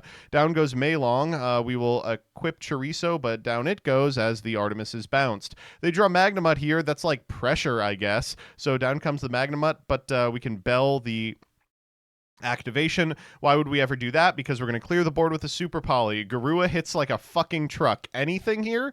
That's enough. No, it's not. Fairy Tale Long Ago to Bell. We'll activate Fairy Tale Long Ago to reset itself. We will go to the battle phase and deal 3. We will pass turn here. What do they draw for turn? Any starter does it. Oh, unless it can be Ash Blossom. Get fucked, you stupid moron. What a good game.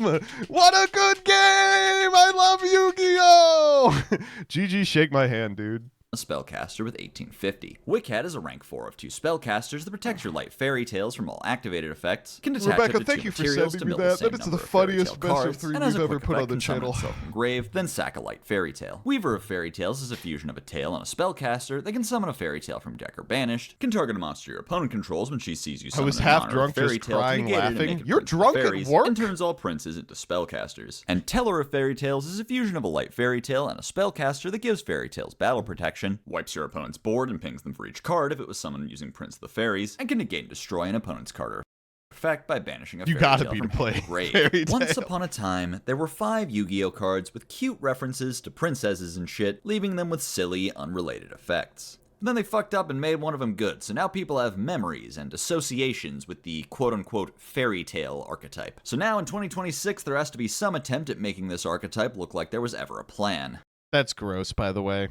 that this is how it works. That's why the fusion spell has to be an equip spell so that Rella can pretend to be a starter. You're probably using your extra normal summon just to activate Luna more times, but I mean, why not, Rachka? See if it gets you anything. Can even be a spellcaster with 1850 attack. You know how much we've wanted one of those? Regardless, these cards do form a fairly consistent and cohesive deck, despite how little help they're getting from their forebears. Starting from the number 1 princess in the deck, you can search Match Giru for another level 4 material, and a search of the field spell to get another Luna in hand. And that Luna will be useful as the Is extra Match normal Giru tails Little after Red Nugget Riding Hood? and a decent Lost ripoff with Wiccat. So from that simple opening, you get Ball and Weaver's name changing the gates, Luna, or maybe Sleeper from deck with Weaver's effect, and once upon to, at minimum, summon back a Luna She's from grave, Match Girl? or from I don't know hand what that alongside is. Match Giru for The little follow-up. Match Girl? I don't know what that Himbo-ifying your is. opponent's I've never heard of monsters that. does more than just mess with certain requirements and make them juicy spally targets. It also makes it so that Luna always gets to bounce, since there literally can't be a copy of Prince of the Fairies in your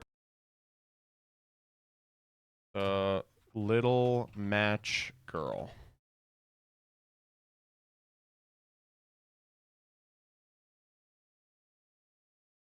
The story about a dying child's dreams and hopes was first published in 1845. On a freezing New Year's Eve, a poor young girl, shivering, bareheaded, and barefoot, unsuccessfully tries to sell matches in the street. Afraid to go home because her father would beat her for failing to sell them and not earning even a single penny, she huddles in the alley between two houses and lights matches one by one to warm herself. In the flame of the matches, she sees a series of comforting visions: a warm iron stove, a lovely roast goose, a kind, loving family, and a great, glorious Christmas tree. Each vision disappears as its match burns out. In the sky, she sees a shooting star, which her late grandmother said that meant someone is on their way to heaven. In the flame of the next match, she sees her late grandmother, the only person who treated her with love and kindness. To keep the vision alive as long as possible, the girl lights the entire bundle of matches she has. When the matches are gone, the girl freezes to death, and her grandmother carries her soul to heaven. The next morning, passers-by find the girl's body with a smile on her face and express pity, but they do not know about the wonderful vision she had seen or how happy she is with her grandmother in heaven.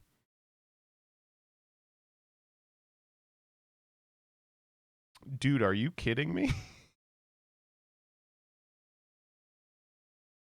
That's rough, dude. That's a rough one. opponent's deck. Speaking of Spally, though, it is kind of rough not having a fully consistent way to tell her here, that being probably the most convincing disruption on display, being both an Omni-Negate and a way to banish a tail, so Once Upon can summon 3. You can do it by using Weaver to summon Rella and getting the soft once per turn equip back in play, but this requires specifically a spell discard, so we can't act like that's going to be happening every single game. How did and you know I what miss else? this one? Are we going to talk about it? Do you want to talk about it? This deck is absolutely begging for snow. I mean, it's a great And she's Wiccat back, mill. baby. When we talk about searching a random tail to fuse, name one you want in the grave more. When it comes to having to fuse one off at all, there currently isn't anything to do with the ones you put in grave except slot them into Once Upon as either the summon from grave or banished. Snow would be a second thing that could be done with putting a tail in grave. Once Upon also would love for there to be a card that on demand puts a tail in banished or banishes. Did you call that fairy tale sad slop? It from grave to trigger its reset. Wiccat can sack it from field to use multiple times. It's making me laugh my ass off how much this deck wishes it had the good fairy tale. Fuck you, Luna. I probably shouldn't say that. Half of my audience is named Luna. There are some other cool things you can do in spite of this big nerf to their ceiling. For one thing, there's a few ways to start your combos outside the traditional Stratos and field spell. Because Weaver is a level 4, you can instant fusion to get her immediately. Here's the other thing. The dad really set her up for failure. Who is buying a match? Match Giru from deck. But you can also mill Match Giru with Wiccat and use Ball and Tails to search an extra normal Luna, meaning any 2 level 4 spellcasters can make this combo work. Frequently in the OCG, this deck has been paired to some success with Magistus, being able to pivot in both directions via Wiccat to get to Tails, or Endymion plus Artemis to get to Varathragna. There are a few other spellcaster engines that have been folded into this deck in what some are calling a spellcaster soup type deck. Some of them aren't out yet, and if I didn't allude to them, you'd all bug me about why I didn't talk about them, while others require a bit more depth dedicated time. Spiritual Art Familiars is a familiar possessed card that searches a possessed back row or Ichirin on summon, can become any type or attribute, don't say it, don't think it, and if it's destroyed, can summon a spellcaster with 1500 defense from deck or grave. Possessed Destiny can target a monster on the field and summon the corresponding charmer or familiar possessed, then book the target, and can bash itself from grave to rotate a monster you control. And Charmer Quartet in Bloom is a generic Link 4 that gains 3 for each attribute on field, and once per face up can quick effect reborn 2 monsters with either the same type or the same attribute, but locks itself and those monsters from being used as material. I think Charmer is a psyop. I don't actually believe there's real human beings who are like Charmer fans. I literally feel exactly the same way. I've never met someone who's like, I'm a big fan of the Charmers. It was the second most in that poll, and they've gone all in on these fucking anime girl. You, right now, the person who is supposedly mad that I'm saying this, I think you're not real. I think you are a plant, and I'm not afraid to say it. So, some simple stuff to point out about the other 2 cards, like Familiars getting you to Death, and then people were so mad at me. I said the anime was bad, and they were like, so you hate cute girls doing cute things? No, because they weren't doing anything. I guess standing around is kind of cute, right? Becoming any attributes, you can summon any of the Awakenings, but also, probably yes, Nefarious of course I do. Good one. I don't want to talk about any of that shit. I'm going to talk about the Link 4. I saw someone be like, this anime gives off Lucky Star vibes. Do you hate Lucky Star? And I was like, do you hear yourself right now? Entirely generic, there's really all sorts of things you can do with 2 Reborns if you open your mind to other options beyond just summoning extra deck monsters. For example, summoning extra deck monsters. Under the spellcaster locks in Fairy Tail, you can make Summon Sorceress and give your opponent the Fairy Tail you searched with the second Luna normal, and summon You literally any got called spellcaster. racist for criticism of the Charmer stuff. Well, what race was I denigrating? Weeb? From deck, then link it off for Quartet, and bring it back unnegated. While the restriction keeps Whites. this pivot Well, point true. from being too free, there's certain things you can do that Quartet Oh, doesn't were the restrict. people like, Just by what's being the a fusion matter? monster, Not enough Demon Special blacks in Summon your is just a tourist nondescript anime. vanish. So summoning pretty much whatever's your favorite level 6 or higher spellcaster will get you to Gaze. And this can include Diabellstar, who can get you to Ilia Sylvia by tributing with Deception, although if you're locked to spellcasters, you might have to make it with Deaders. What do you mean, huh? You know what Deaders. these people and of are course, like. there's some floodgates You've you been can pivot online into in this long manner, enough. like Gravekeeper's Shaman or Cosmo Queen, who can trade ball for Secret Village before going D mode. Blech. And it should go without saying that Quartet Reviving 2 lets you do all these things while also reviving a Luna or Weaver that you had to use as link material, guaranteeing one of them is Disruption and a tail name on board. Luna has particularly good synergy with Summon Sork since she can bounce the tail you gave your opponent back to your hand, provided cute. you haven't randomly walked into a Fairy Tail mirror. Night Train Blue Traveler can pitch itself, provided you haven't randomly walked into a Fairy Tail mirror. Hey, Soul Sister. Night Train Blue Traveler can pitch itself to search either Train Connection or Revolving Switchyard. That's and one once of the per duel millennial can lift slop itself songs another that did machine not out age of the well. grave I and on cannot the stand board. that song. Heavy Armored Knight Babbledecker can be normal summon without tributing with no terms or conditions. He just can. On summon, he can He summon shows an Earth up, Machine yeah. from hand, and if your opponent activated a card or effect during your turn, he can turn himself into any rank 10 Earth Machine. Convex Knight can summon itself if there's a machine This on board, card, then become man. the same level as a machine, and can mill an Earth Machine, then gain attack. Exceptional Schedule searches either special or urgent schedule, then gives your opponent a token, and can banish itself from grave to sack a card you control and reborn a level 10 machine. Super Dreadnought Rail Cannon Flying Launcher is a generic rank 10 that searches an Earth Machine or Barrage Blast on summon, gives you an extra normal of a machine, and can attach materials to pop the same number of back row. And Super Dreadnought Rail Cannon Goose. I had to be a real asshole at locals this week. Last week I went to the Blazing Dominion premiere.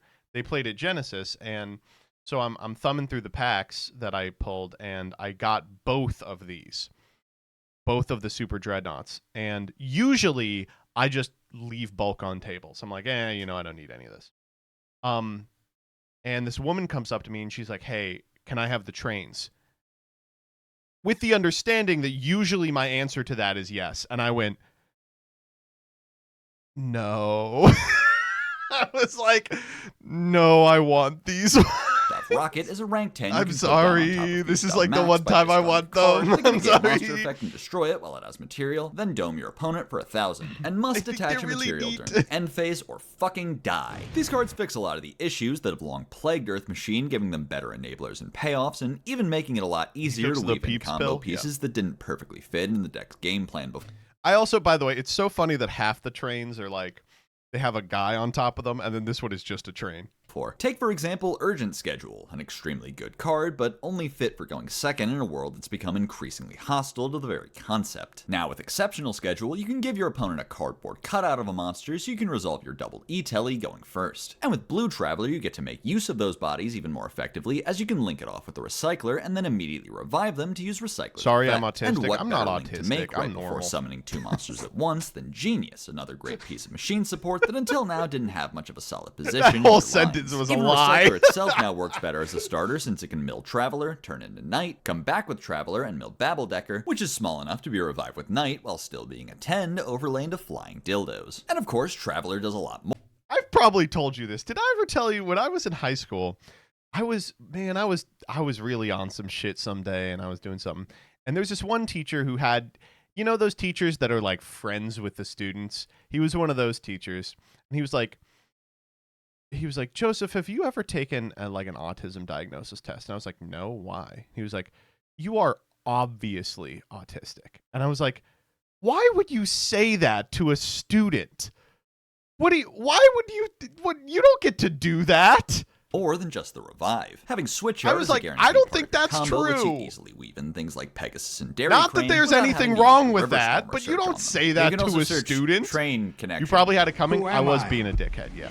Why am I here? Babblebecker's a fantastic extender, threatening to counteract the tempo lost from a 1-for-1 Did you take the hand test? trap. I've never taken the autism spectrum or the ADHD test. Why? Because I know they're a waste of time.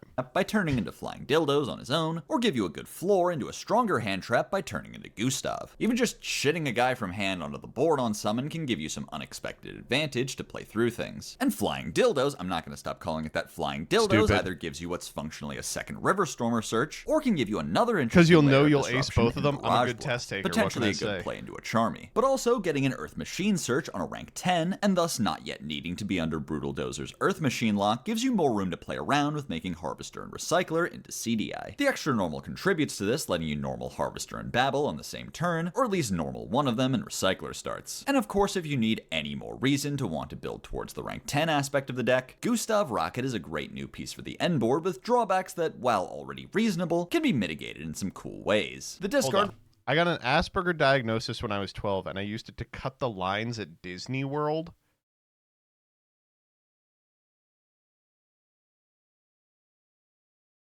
I'm starting to see the upside. Hold up.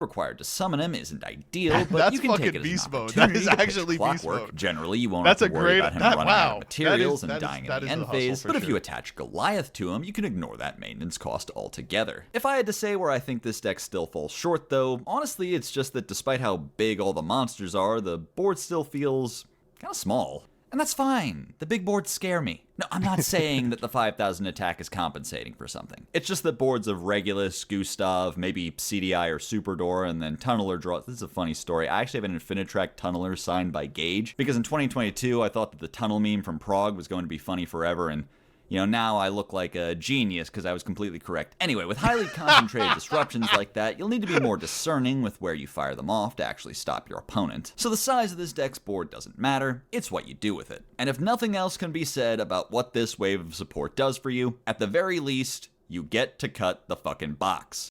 Kill all box friend. Dude, while we're talking about peeps, every time we get into on WotC a discussion about Schmeat, Peeps lets us know that he has a tiny penis. It's really weird. It's like every time we're like, man, I'm just swanging that thing everywhere. He's like, not me. Mine is small. It's like, damn, dude. He's always talking about it. Very average size wiener. And in the most recent WotC, he's like, and I'm coming in 90 seconds tops. It's like, dude, awesome. Because that card is penis. Learn around. Breach World Dragon is a link 2 of Dark Dragons, including a rocket that searches a Boral back row on summon, and quick effect points at a guy 120 and seconds? That man is not losing Ookie Cookie. so help me God, if that guy is not there when this chain resolves, I will summon a rocket from deck. Really good addition to rocket, especially as far as extra card in the following set goes. Makes reboot and regenerator searchable so you can guarantee a spell negate or bring back a rocket to Jesus, target. do you think I only last that long in actual sex? No. This is what the partners don't understand. Like, you can come a lot faster when you're jacking it because you've had your entire life to perfect the technique.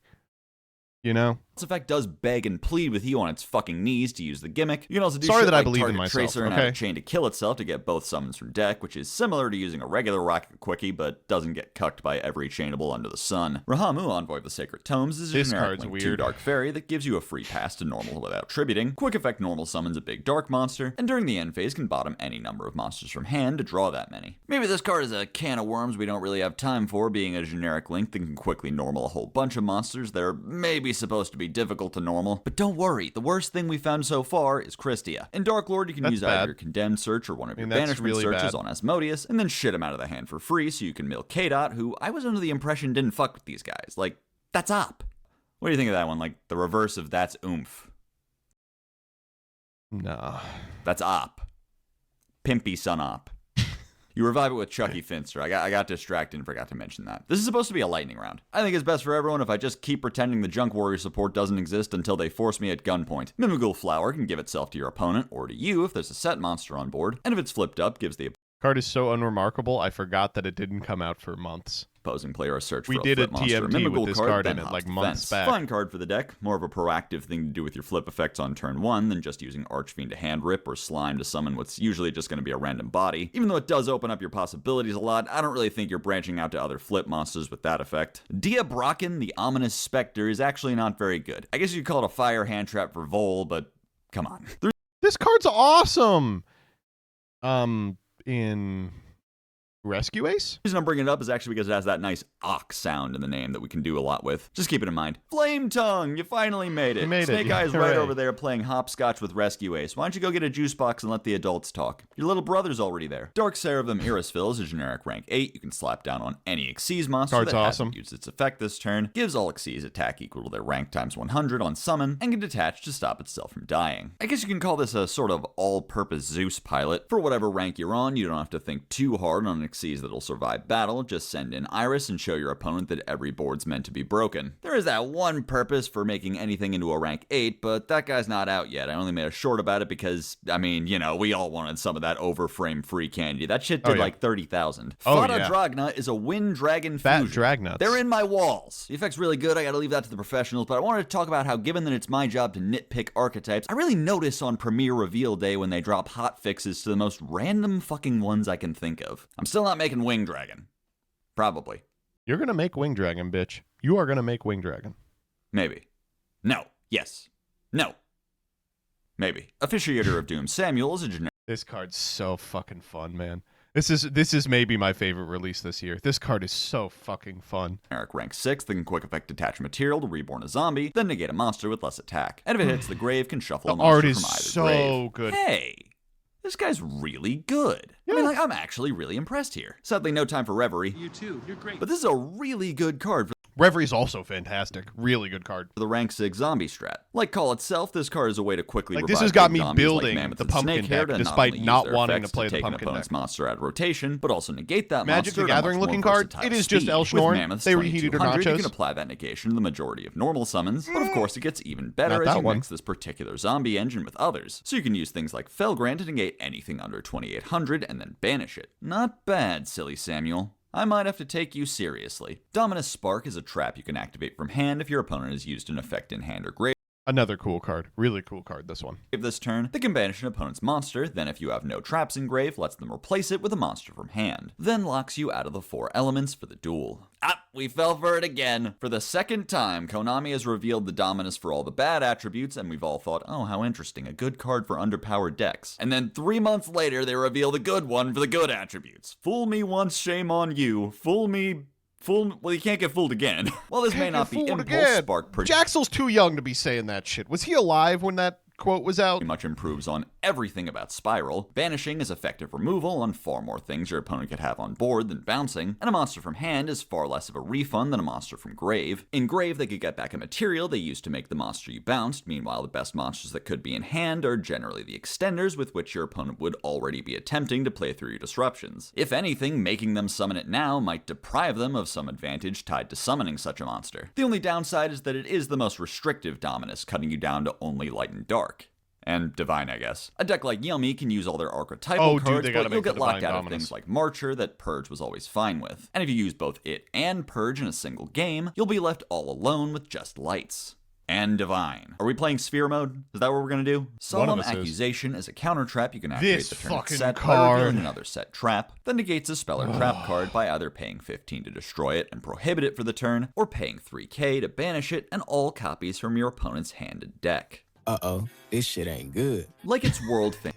Why does he like why does he like it so much? Predecessors that have defined not only formats or design tropes, but really He's the way the game is with played all together. This card bolsters your turn 1 board with protection from all manner of breakers that even goes the extra mile to stop any further attempts at using whichever one they sided in. While quite a lot of spell and traps have once per turn clauses that leave open the ability to use another copy if their activation is negated, that's not what he looks like. Accusation covers for that by blanking any other copies in your opponent's hand with the first effect. But if what you're worried about is the long game, like more copies being searched and used later on, the second effect can remove that piece from the game entirely. Obviously, this can be devastating against Radiant Typhoon by taking away the heart and soul of the deck, but can also do things like take away all 3 Rahus, forcing your opponent to use their traps aggressively for recursion, or make do with the one of Ketu. Against a card like Fallen the Virtuous, banishing the other copies can stop your opponent from setting the second one in the end phase, and then there's the other factor, which is its use the turn that it's set. As you may know, trap cards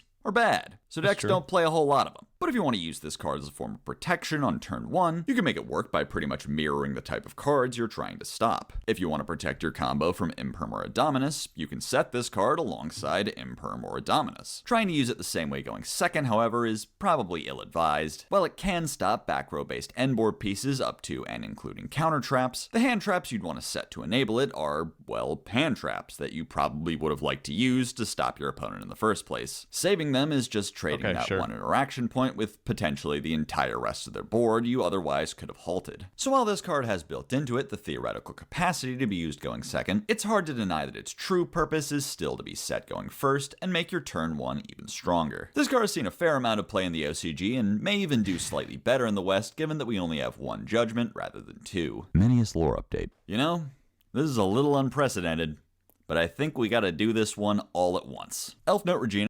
They're all good. After 6 years of bad Medius bullshit, they finally released All Good.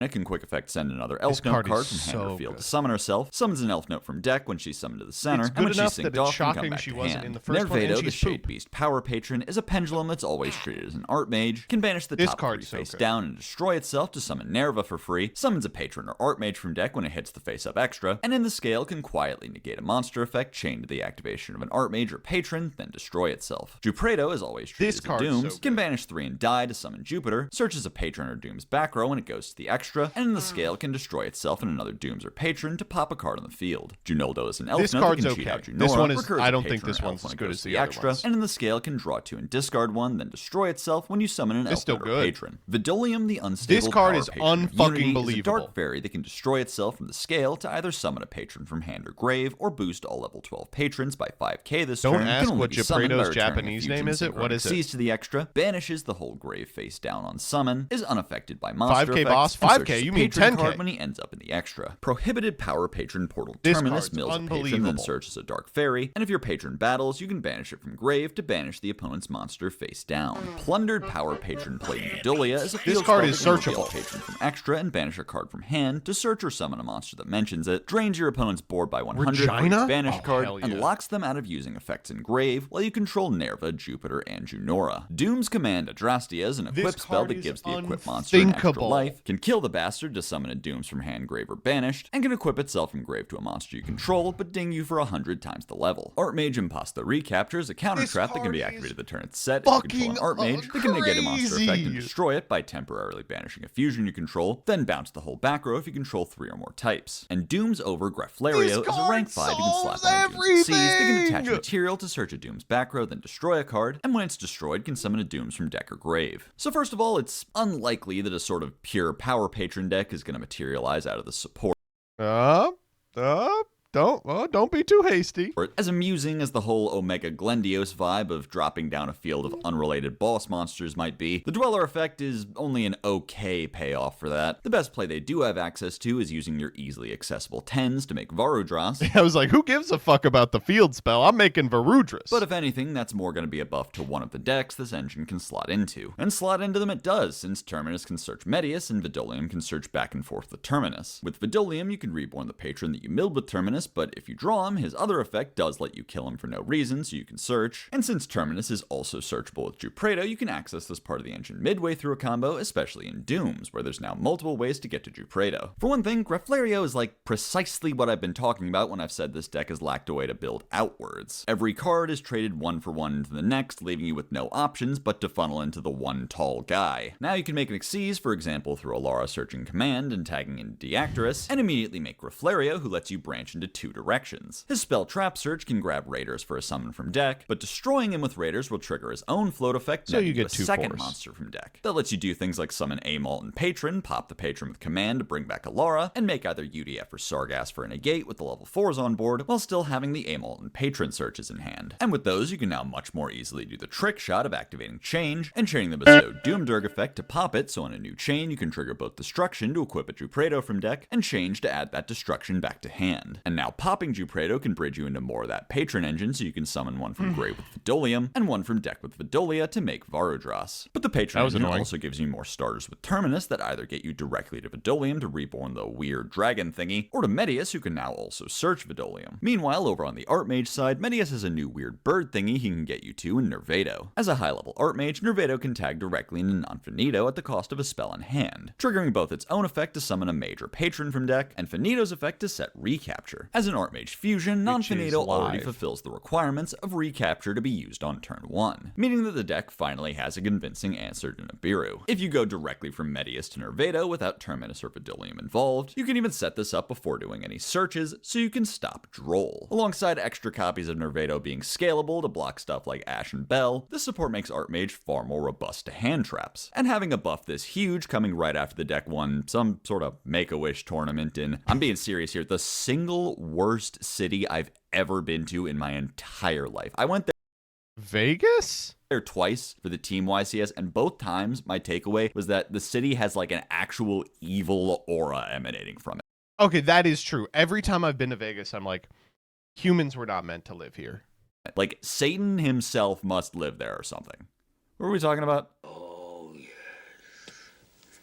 In the pit of despair. One of these decks can play Harmonia, so we're talking about that now. While Junordo doesn't have quite as proactive of an effect as his bros, he does give you a nifty little draw 2 in hands that lead with Terminus that you can conserve until the very end of the combo after running through all the bricks. Popping him from the scale that way will also let you add back an elf you summon from deck, so you can summon it back out with its own procedure, giving you an extra body you otherwise wouldn't have. Regina, on the other hand, goes a lot further to support the deck, giving it more extension and a new layer of interaction in the hand. On turn 1, you can search her with Lucina and summon her over to Lucina to get to, what is this thing, even a peacock? Or if you've been there, done that this turn, she can summon Tinia. And then later in the turn, when she's sunk with Patron into Strelitzia, or maybe something cool like Dragster or Levelazebul, whatever the case, she'll come back to the hand so that on your opponent's turn, you can summon her over an elf you've already used to summon another bird from deck, and with Strelitzia's level decreasing reborn, have a consistent way to make Junora. But of course, as a quick effect in hand, with a cost that can be paid from hand, Regina also gives you an alright turn 0 play by summoning herself to the center and Lucina from deck for a bounce. Between Regina and Harmonia as hand traps, and Junordo getting to shit out Junora for free to dark rule of the board, Elf Note has really improved on the going second front, while also improving its going first plays. As a result, this deck has fit pretty comfortably into the possession Although of you'll see one card Harmonia that we deck, don't which have. has pretty consistently kept it hovering around the third best deck in the format, finally giving this lore arc one real success story, and setting the groundwork for what honestly looks like more to come. I'm also contractually obligated to mention that Terminus searches Dark Lords.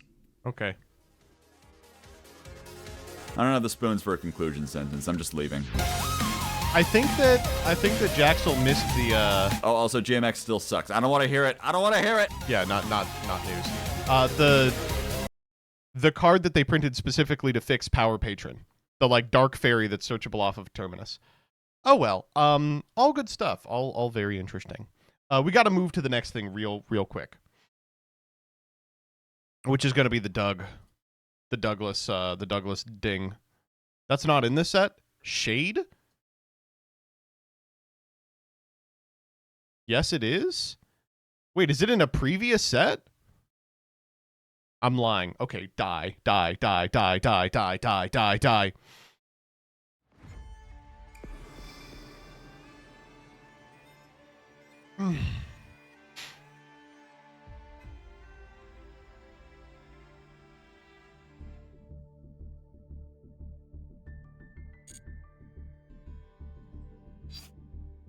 All right, I got to turn off the audio. Here we go. All right, so today what we're going to do with respect to Master Duel is we are going to play basically an episode of fucking Pack Pivot. So I guess let's do we want to do an intro?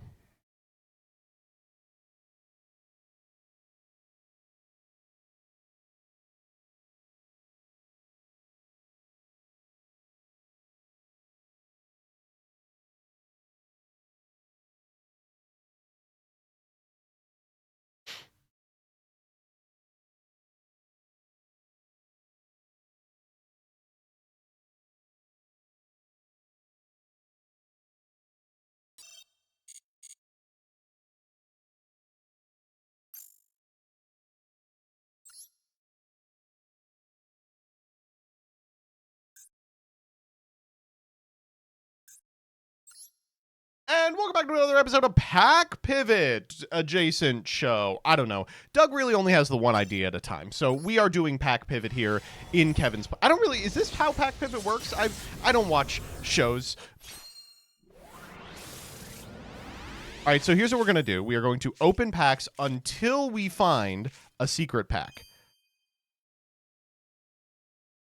Okay, that didn't open any, despite the fact that it was yellow.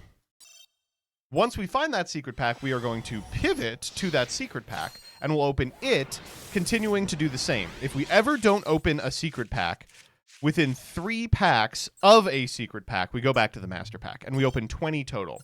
So this is number 3. Do count along, chat, because I am not going to be able to keep track of it myself. Oh, thank God that opens something. I thought it was one of those. All right, singular strike overthrow. My ass is going in here for sure.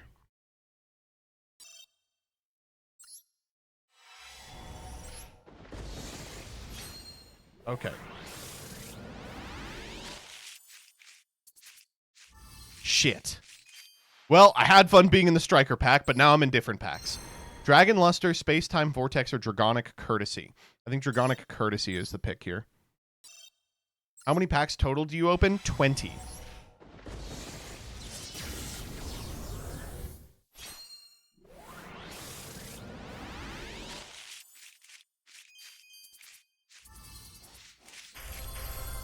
Oh my God. No, come on. Oh, we didn't open a new pack. It was the same pack twice. Whew. Thank God Ghost Trick doesn't open a pack.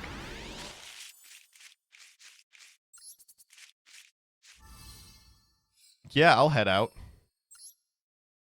The ultimate traditional art. Oh.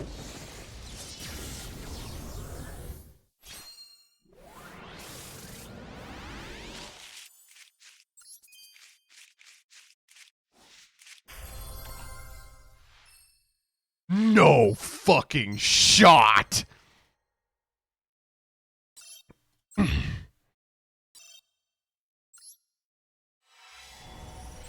I activate Gabu, activate Faker. No, don't take me out of this pack! They took me out of the pack. The only Altergeist we got was Fiji Alert. I fucking hate Fiji Alert. Well, it's a name we can summon off multi-fakers, so we'll play it. All right, this could go really well for us. Or really bad, you know? Ebo's nuts. Okay, Crystal Heart's not bad. Colchica. We get a Trickstar, maybe?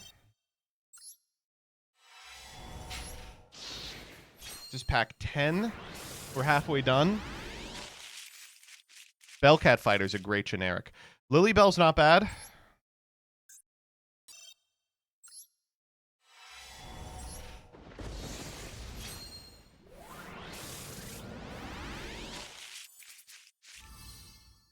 Fuck. And we're out. Oh my god, crazy picks here at the end, but we never got... Oh, we never got Seahorse! Alright, we're heading out. Oh, this pack is fucking dog ass. Get me out of this pack right now. Get me out of this pack. Oh no, it was a fake one. A fake yellow. There's no glossy even in here. Why even be yellow? Maybe we can use the Manju.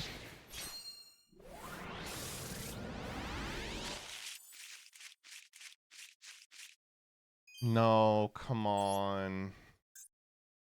Dude, we just burned 3 packs. There's nothing in here.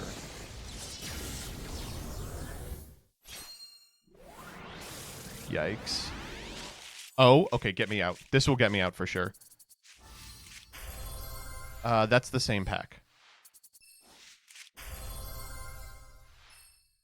That's a big deal. Agathocologically, Whispered Fates. There's some good stuff in here. 15. Fuck. And we're out. All right, we're not playing any of that shit. Ooh, Guardians of Fire. I like this pack a lot.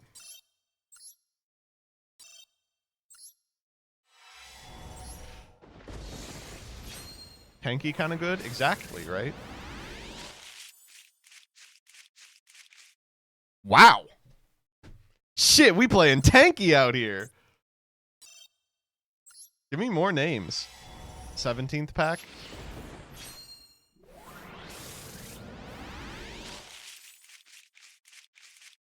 Wow. Yeah. Now, let's finish this off with an ultra rare. 18th pack.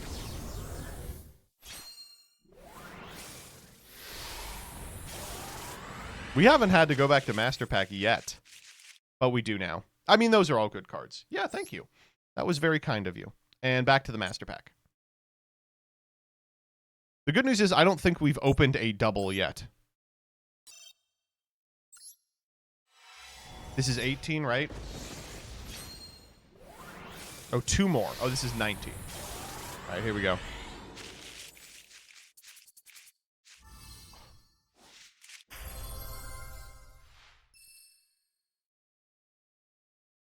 I cannot believe that pack. Was that Seahorse plus Mario? Are you kidding me? Well, my ass is going back to Electron Illusions. All right, last pack.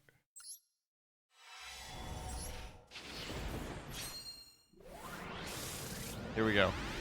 Really, I just need the trap.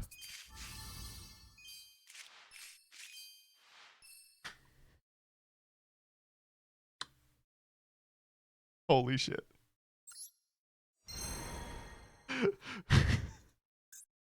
Okay. Let's build a deck.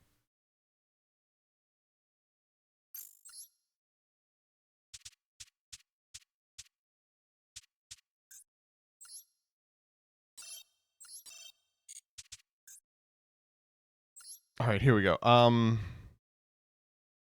Oh, damn it. It didn't work the way I wanted. Okay, let's just put in... What's our first pack? It was these ones. Yes, because Martha is where we stopped crafting. So we're playing Swamp Mirror always. Prana, Grand Prix. There's nothing. Maybe Backup Secretary. Not Prinzessin. Not Big Wakarushi. Not that. Not that. Not that. Not that. Maybe. Jesus Christ. Maybe. No. Maybe. No. We'll see if we have a target for that. We actually did pull a Triomit card later, so perhaps. We're not playing Vassal. This is probably playable. Surely that. Surely this. Actually, probably not this. Maybe this. Sardonyx is an 1800. That's something. Evaporation will banish Lady's Dragon Maid. Done. We have to play Ghost Trick Festival. Nope. Nope. The deranged counter. I don't know how we're special summoning this. No. Perhaps. This card is really cool, but I don't think we have a target. No. Brotar. Ziamon's really cool, but we don't have a target. Dangerous Gabu.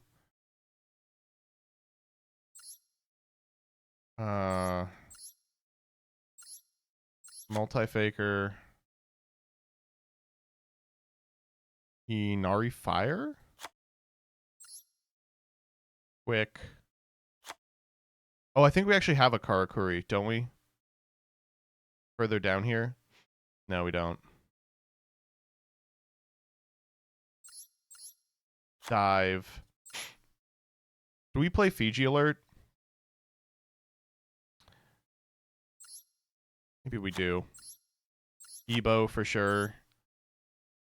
I don't love Hardened Armed. I will play it, I think. Miracle Synchro we have no targets for.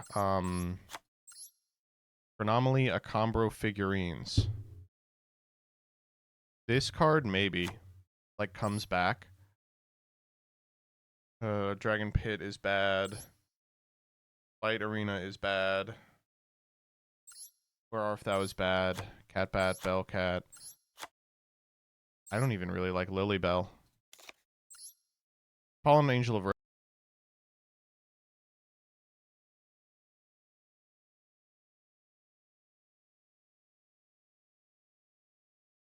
Sleepy Maiden, sure.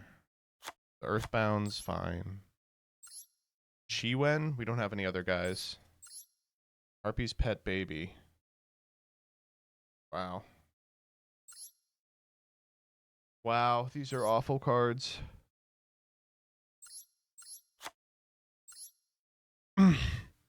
Wait, Groundskeeper Willie? Don't we have the other guy? We do.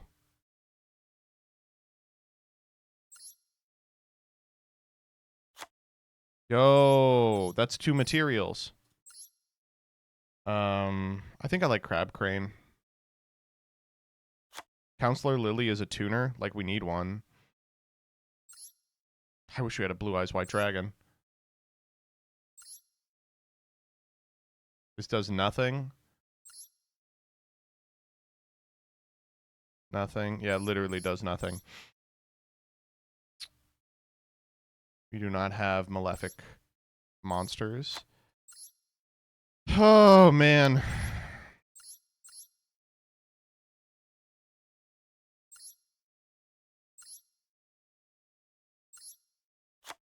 Okay, that's our Triamid. Wait, this card is awful. Okay,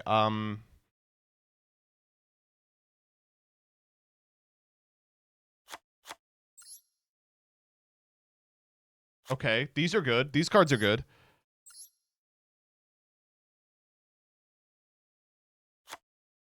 Yes, yes.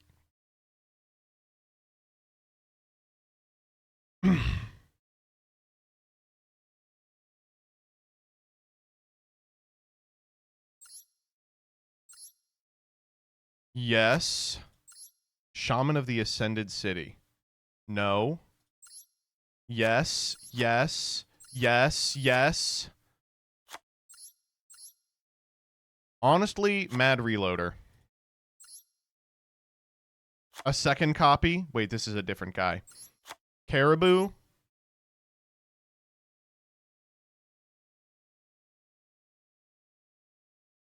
I probably play Phantom Knights of Lost Fambrance. Definitely play that. Definitely play that. We don't have another Mermail. We don't have a Mega Fucker Whale. Protocol for sure.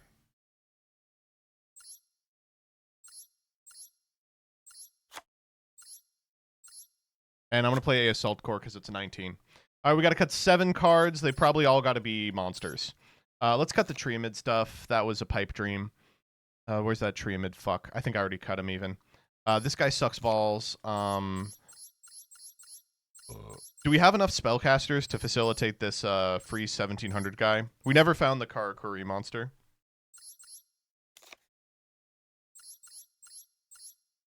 Rose is pretty bad here, as his backup secretary. We don't really have anyone we want to tribute summon, right?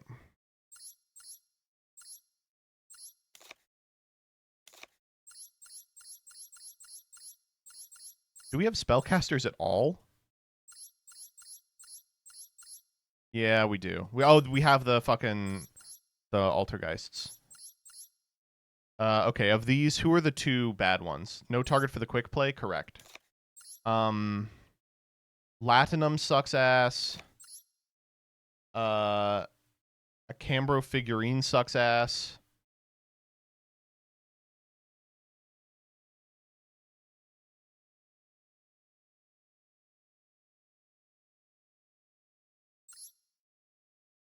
I could see the illusion spell being good. Let's cut a Cambro figurines. I think Crab Crane is really bad, but I'm going to play him. And I'm going to play the deranged lady as well. Everything else is at least playable. Do we really not have anything worth playing here? Nothing else even remotely worth playing? Are you for real? I think so, yeah. Bunch of 7s. Maybe we play Spellbook of Power. Puppeteer is 18. Yeah, that's better than 90% of what we're playing.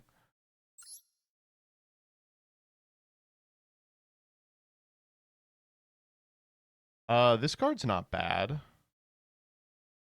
I actually kind of like this card, like as a top end. Oh shit, do we have a target for Chaos End Master? 5 or higher monsters with 1600 or less attack. We have Sleepy Maiden. Yeah, let's play him. Wait, that card's cool. All right, let's take out Rose. Let's take out Deranged Maiden. I think probably not good. We could take out Quick. Quick is bad. He doesn't do anything. I think everyone else in here does something.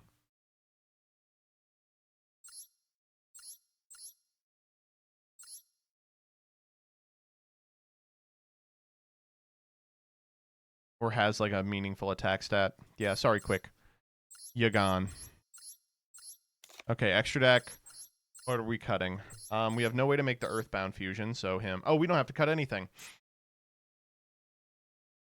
Who's our Lady Dragon Maid material? She's in here to banish for Dark End Evap. So this deck looks pretty good. I'm going to be honest. Obviously, you know, it's pack pivot. The cards are going to suck ass. But we have a significant amount of good attackers. We have a really substantial Fire Fist package with some really good cards.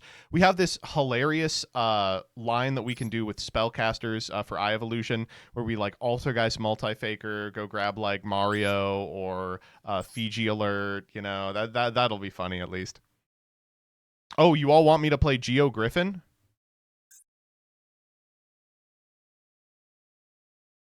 Oh. Wait, hold up. That's an 8. I mean, we're going Groundskeeper Willie for a 3. Oh, but we have we have a Harmonic Synchro Fusion. But we have nothing to summon here. We can't make this work, right? Because Harmonic Synchro Fusion has to do a Synchro and a Fusion. We also don't have a Harmonic Synchro Fusion. Yeah, we do. Around here somewhere. Earthbound Geoglyph.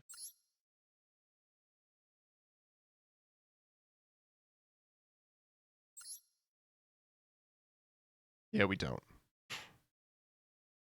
Okay. Let me do the thing again. So here's the deck. I honestly think it looks pretty good. I'm gonna be real with you. Obviously it's pack pivot, so it's a bunch of garbage cards, but we've got some pretty substantial back row. We've got like Jory Punk, Dangerous Gabu. We've got a ton of really cool fire formations and a really substantial Fire Fist package here because we spent so long in it and pulled so many names. Other than that, we have a really funny Altergeist Multi-Faker line. We can get Fiji Alert or our Marionetter, for which we actually have a target.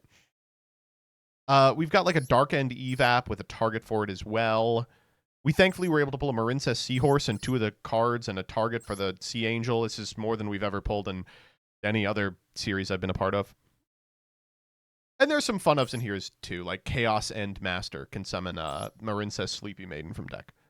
All right, let's try it out.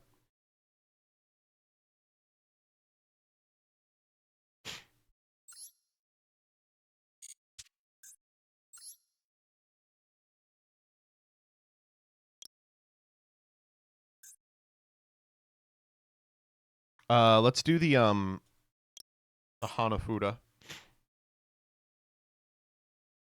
Hello, where's the other Hanafuda card? So are there some that you can't put on your extra deck? Because I notice it's different. Is there another? There it is. Or zebra grass. Let's do maple with deer. And then do Ontario Garden.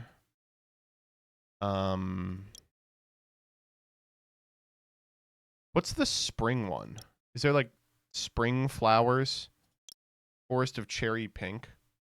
I guess. Mate's base. We'll do Forest of Cherry Pink. Wherever the fuck that is. Mate, what are we thinking for the mate?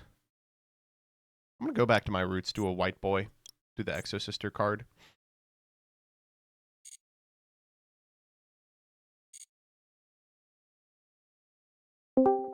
Yo!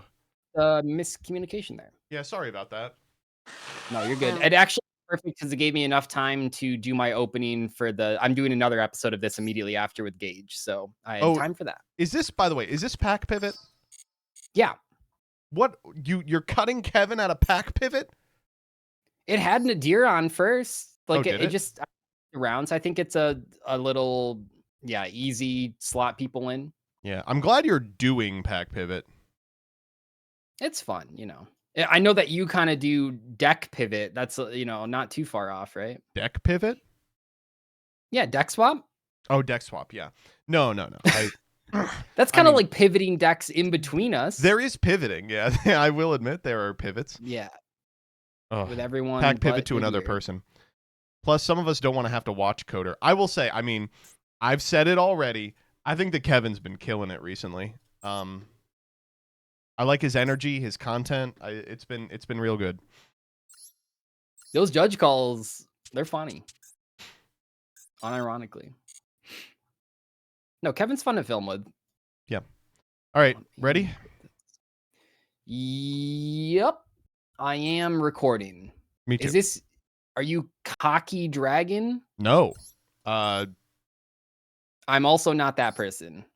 There we go. Japanese. Is this us? How did people get here so fast? I have no idea. Well, they were here when I came in. Are you streaming? Did you leak him? I mean, I'm streaming, yeah. Okay, well. You could have leaked it. I mean, why don't we? Well, they were already in here. All right, Doug. Are you ready for another episode of Pack Pivot? Dude, I'm pivoting. I'm packing. Like, wait. Dude, I'm gonna pack it in. You and me, we're gonna pack it in together. Ooh, let me move the text up just a little bit. Whoop. Oh, here we are in the garden. The music on this one sure does bang. It won't make it in this video because that doesn't work in post-processing, but the music is pretty good on this. This is a good hand. Mine is not. This is really strong. Okay. Maybe it is. I didn't think that was going to be your hand. Well, okay. Little do you know. Let's see if you have an answer to my Watt Kinetic Puppeteer. Oh shit, you could move stuff. It, yeah. I actually do. All right, Tom, let's grab that search. Or flipped face up. Oh my god. Hebo! We're running with the really Hebo. Not good. Go ahead. Our Thomas gonna get a little out of hand. Yeah, let's add that right back there. Okay. So how was your pivoting? Did you pivot a lot today? Did you get the satisfaction of pivoting around? I pivoted a ton today. I was in, I was out. Okay. I was in, I was out. I was in, I was out. I was in, I was out. That's great. That's really nice.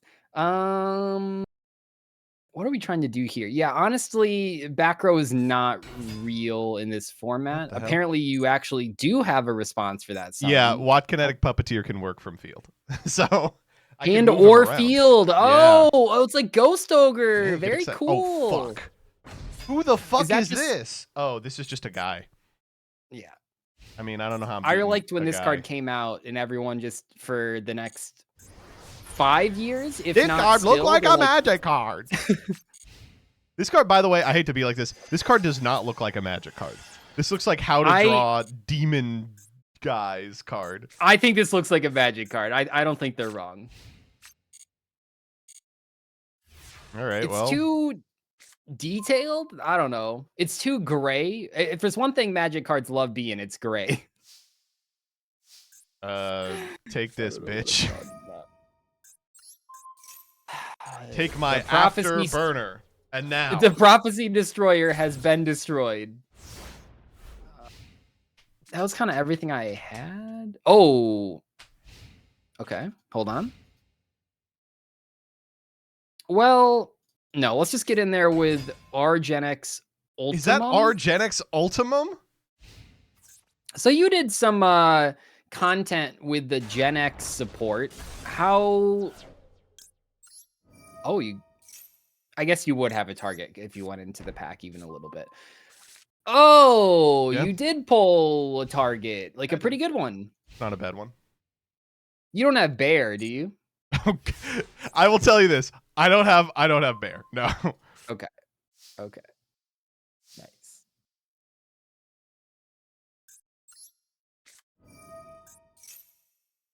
I mean, there are other scary cards you could get here. Honestly, just searching an 1800 guy that could get over this would be pretty good. What are the 1800? I guess the 1800s is like dragon. Yeah. Well, I was gonna ask, how was your first? Well, not your, but how was your family's first Mother's Day as parents? It was good. Jillian has some complicated feelings about Mother's Day, but we got through it. Okay. Because the baby was so early, you know. Mm-hmm. Yeah, this is an easy perma. Sorry, buddy. Well, you were saying I fucked around with the Gen X stuff. Yeah, I mean, It's a good pick. what is it like? How do you feel about legacy support like that? That says, I mean, kind of like the Morphtronic thing. Like, I felt like there was an era where they kept releasing these like overtuned legacy support cards where their only goal was like FTKs, basically. Suck my dick. Fuck you. Got him. Okay, that's fine. No, Seems like maybe you don't. It is kind of frustrating because I really like the Gen X cards, and I think that's a fun way to deal with the fact that they all have to be normal to do something. But it is irritating that the end goal was like, yup, we made this card that makes you jack off for 30 minutes while your opponent watches. Like, surely there's got to be a middle ground, right? You should put back the tanky. Could you please put back the tanky? I really thought about this. Is this? I mean, this is probably gonna float. Yeah, you got a couple. It is gonna float. I will say my Fire Fist pulls were fucking phenomenal. The rest, not so much. Not so much. So this isn't the first time that it's happened, but Kevin actually caused this show to have a rule change. Oh, what was the rule change? Yeah, so it used to be you weren't forced to go back to the master packs if you kept opening the same secret pack. So we had an episode where Kevin ended up opening like 15 Phantom Knight packs and just rolled up with like actual constructed full play sets of every Phantom Knight card. That's so like the capstone was like a Phantom Knights of Rusty Bardish or something. He was like, oh, I guess I'm out of the pack now. I mean, he had Raiders Wing, yeah, for like the combo, or Raiders Knight for the combo. He had like I can't do that in Saga. Torn skin. I mean, it literally was a constructed Saga deck. Well, how are you outing my 1800 attack point man? I mean, I can just keep crashing. Fuck. No, I think we're getting there. Or can you keep crashing at all when I activate Fire Formation 10 cent? No. God, now it's gonna be 21. How big this fucking dude is. 21. What? Huh. Okay, yeah, that's fine. I think I can now. Dude, and the hits keep fucking coming. Get in there, Caribou. How many? You pulled all this out of 3 packs? Out of 3 packs, baby. I literally pulled like 12 names. I was like, there's no way that the pulls were this good. That is like kind of the weird thing. I don't know. I got some pulls today that felt like they were going in a direction, and I think with specific hands. Oh, we're almost there, actually. Shit. You're about to get Exodia. God, man. Okay, well, I guess I can like slow you down a little bit. You're at 17. You do not have the other Fire Fist trap that like protects your guy. That can't be real.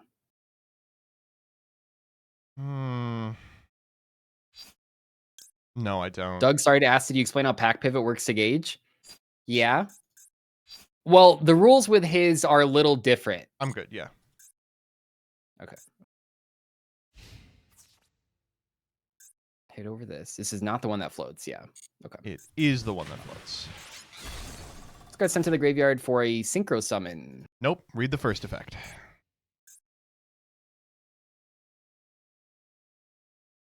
Oh, it's like a Scarm. Okay. It floats in a different way. Sure. God, I wish that was a card effect. Fuck me. All right. Get this guy out of here. Okay. You're good. You're in it. You're in it. You're in it. Yeah. We killed it by battle. Yeah. I see what we're up to today. Oh, man. All right. Get in there, buddy. I mean, I gotta try, right? Yeah. No, this kind of hilariously is an out for, yeah, I guess 1 turn. Yeah, I was like, okay, he'll be back, but I get it. I wish I had the other fire formation that makes him trap immune. That'd be pretty cool. Pretty cool for me. God, Fiendish Golem is so bad. Yeah, it's not a great card. Oh. Yeah, I mean, I guess, right? Sure. Wow, behold what are we doing with Earthbound Prisoner Linewalker? Don't worry about it, dude. Oh. Well, here we are. I'm going to have a sec. I don't think that's true.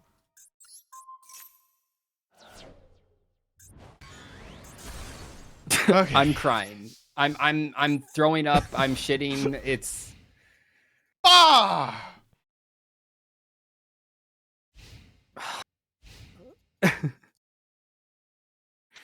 So do that, yeah. Technically stay alive. Oh, whoa. Ow, fuck you. Yeah, look at all that damage. You got a back row too? Damn.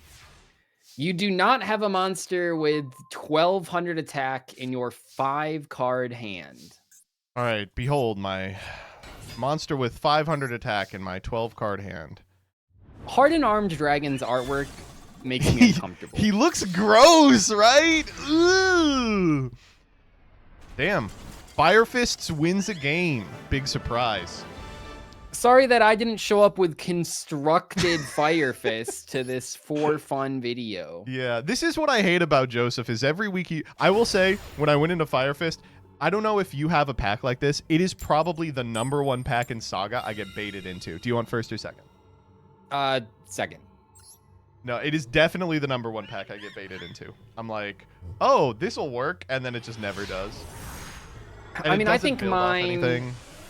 Maybe the comments can like remind me of something else, and it's not Fabled, but I would say the biggest bait that I have gone into season after season after season is Heretics. I always think that pack is going to be better than it is, and it just even besides that, like Hefnuit is like the hardest card in the world to pull. Like even besides that, it's just not a good pack. Like it's so sad. All right, let me do a would you rather, Doug. Oh. What is the worst archetype that you like have some sort of affection towards?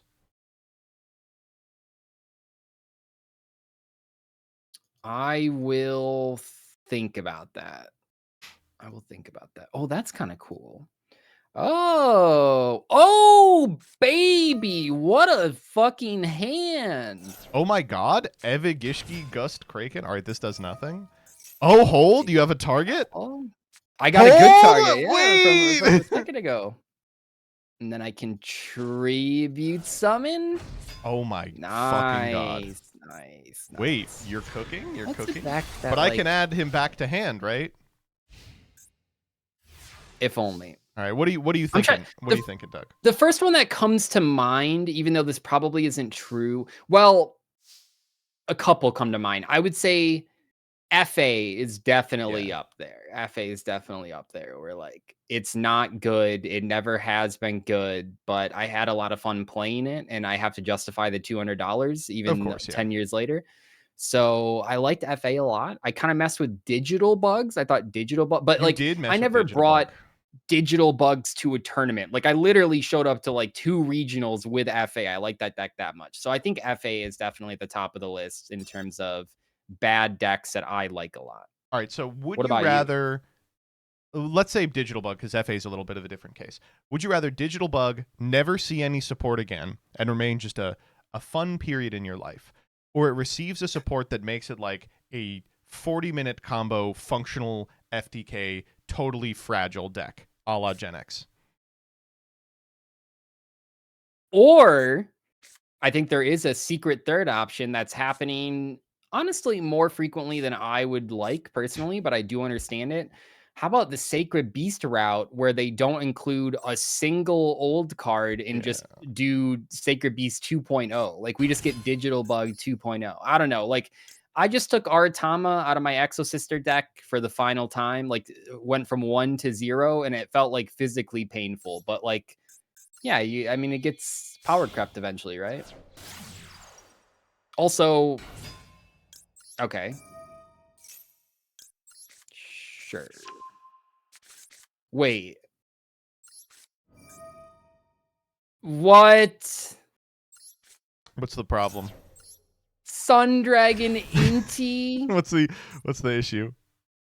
I keep getting frustrated with the fact that you like have the perfect Prophecy Destroyer out every time. What are you gonna fucking? Oh my god, he beat Summon Skull. How did he do it?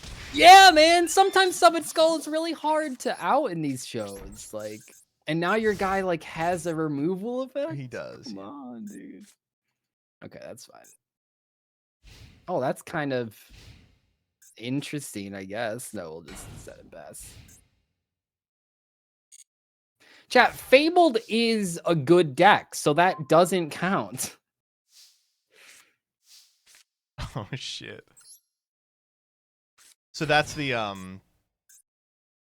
right, that's the Maneater bug, turtle. yeah, probably. Yeah. It could be anything. Close. Fun fact, Sun Dragon Inti just reads Sun Dragon Sun. How many other cards are like... Do you have another dragon? I do.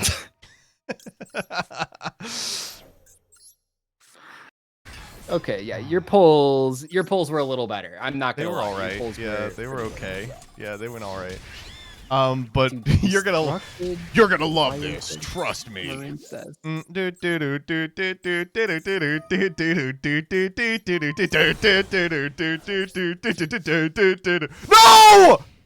Wait. Opponent's card effect. No, it's Opponent's not. card It's effect. I'm locked off the fucking dragon.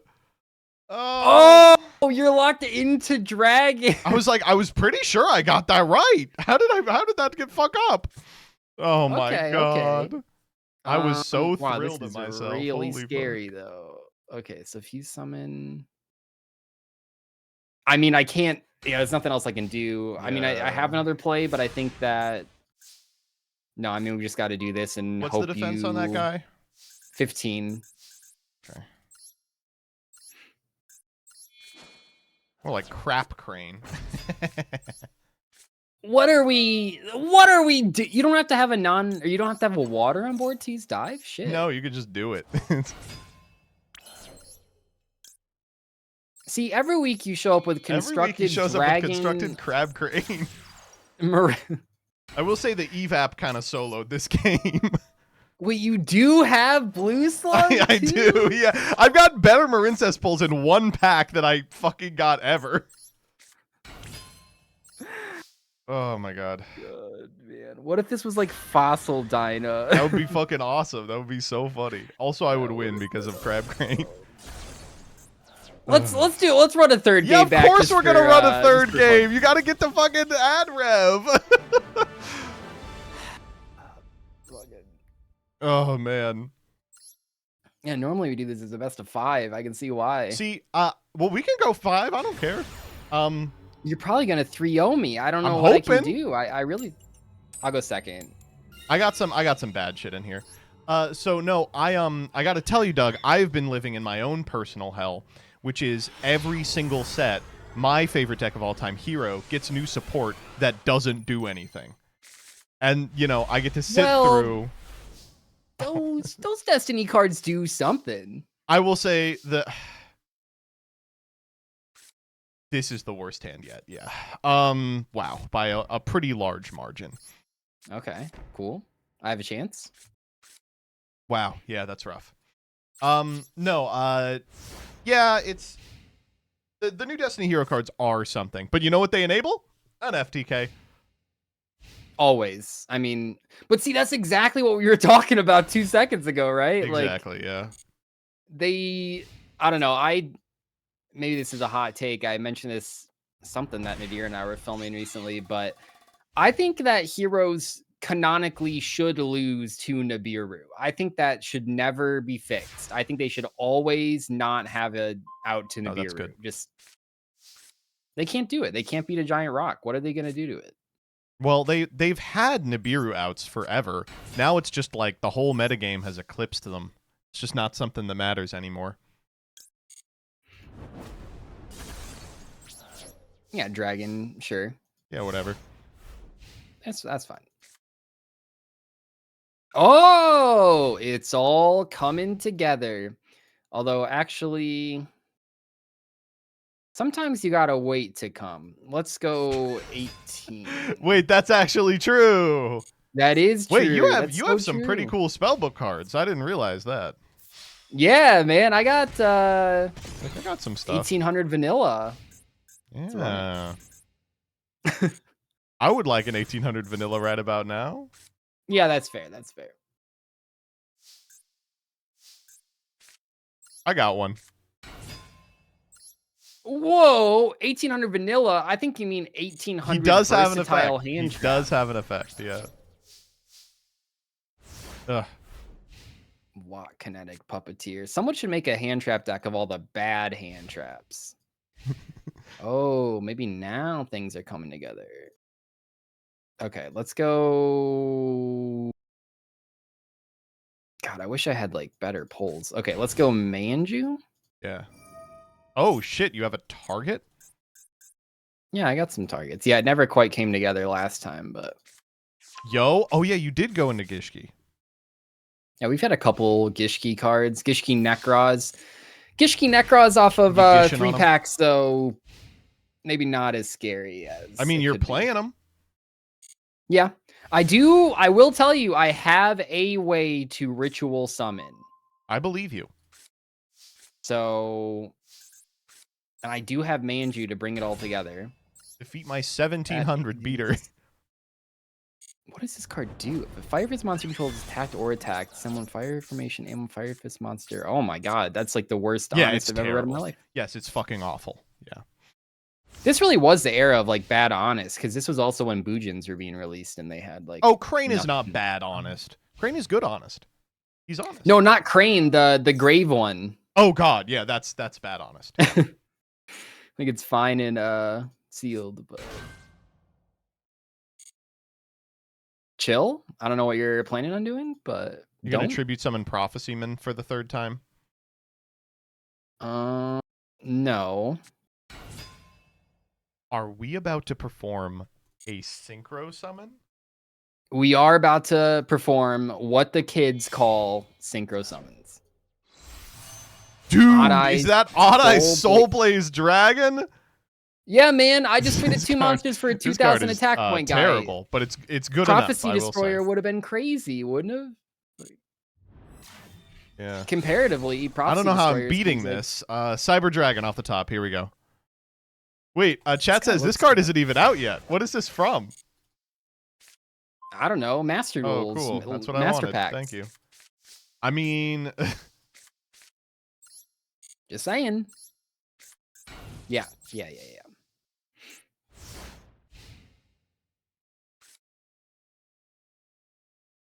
Oh shit. you got to play. Someday. Awesome. If that is Giant Soldier of Stone, it's gonna take me a lot of turns to out it. Tell you that right now. Let's see what you got.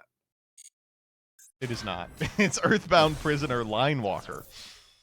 We all like Earthbound Prisoner Line Walker. This is going. I've got so many good draws here. Please. Yeah, I know. I've seen Please them. give me a good card.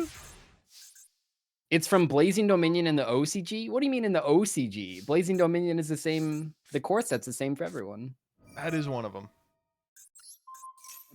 Yep. That's locked down.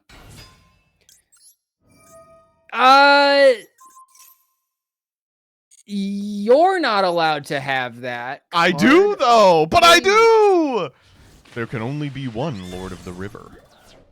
Hebo. Now the problem is, if you have a guy with 1300 attack, I do die. Okay.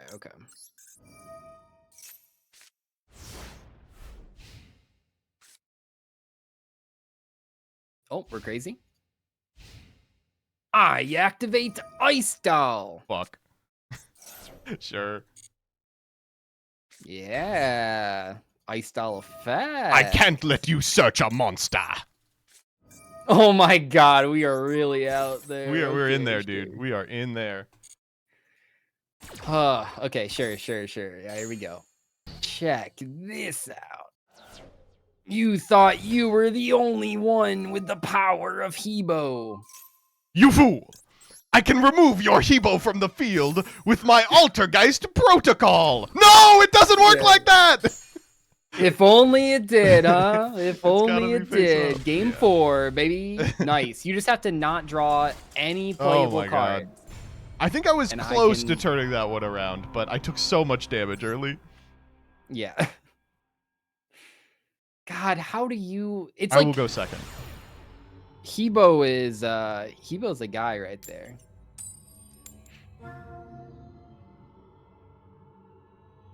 Hebo's like better Grand Mole. I mean, He yeah, is they actually power better cut him. Grand. Yeah. Because he can still attack. Yeah. Have you been messing with the new hero stuff in Master Duel though? Like the stuff that they've been adding? Dude, no? fuck no. I guess I have. I've been doing a little bit of They fooling. released Circular. Like it's so good. A Miracle Ejector. You know, the law believes in that card. I think it's all right. Do you have fucking Okay, this is not Prophecy. Not Oh. quite. It's worse. Interesting card. What? I just How learned do I have live this? right now that Emperor. Oh wait, never mind. It says Emperor. Yeah. Okay, well, I kind of thought he was a chick. Marionetter? honestly.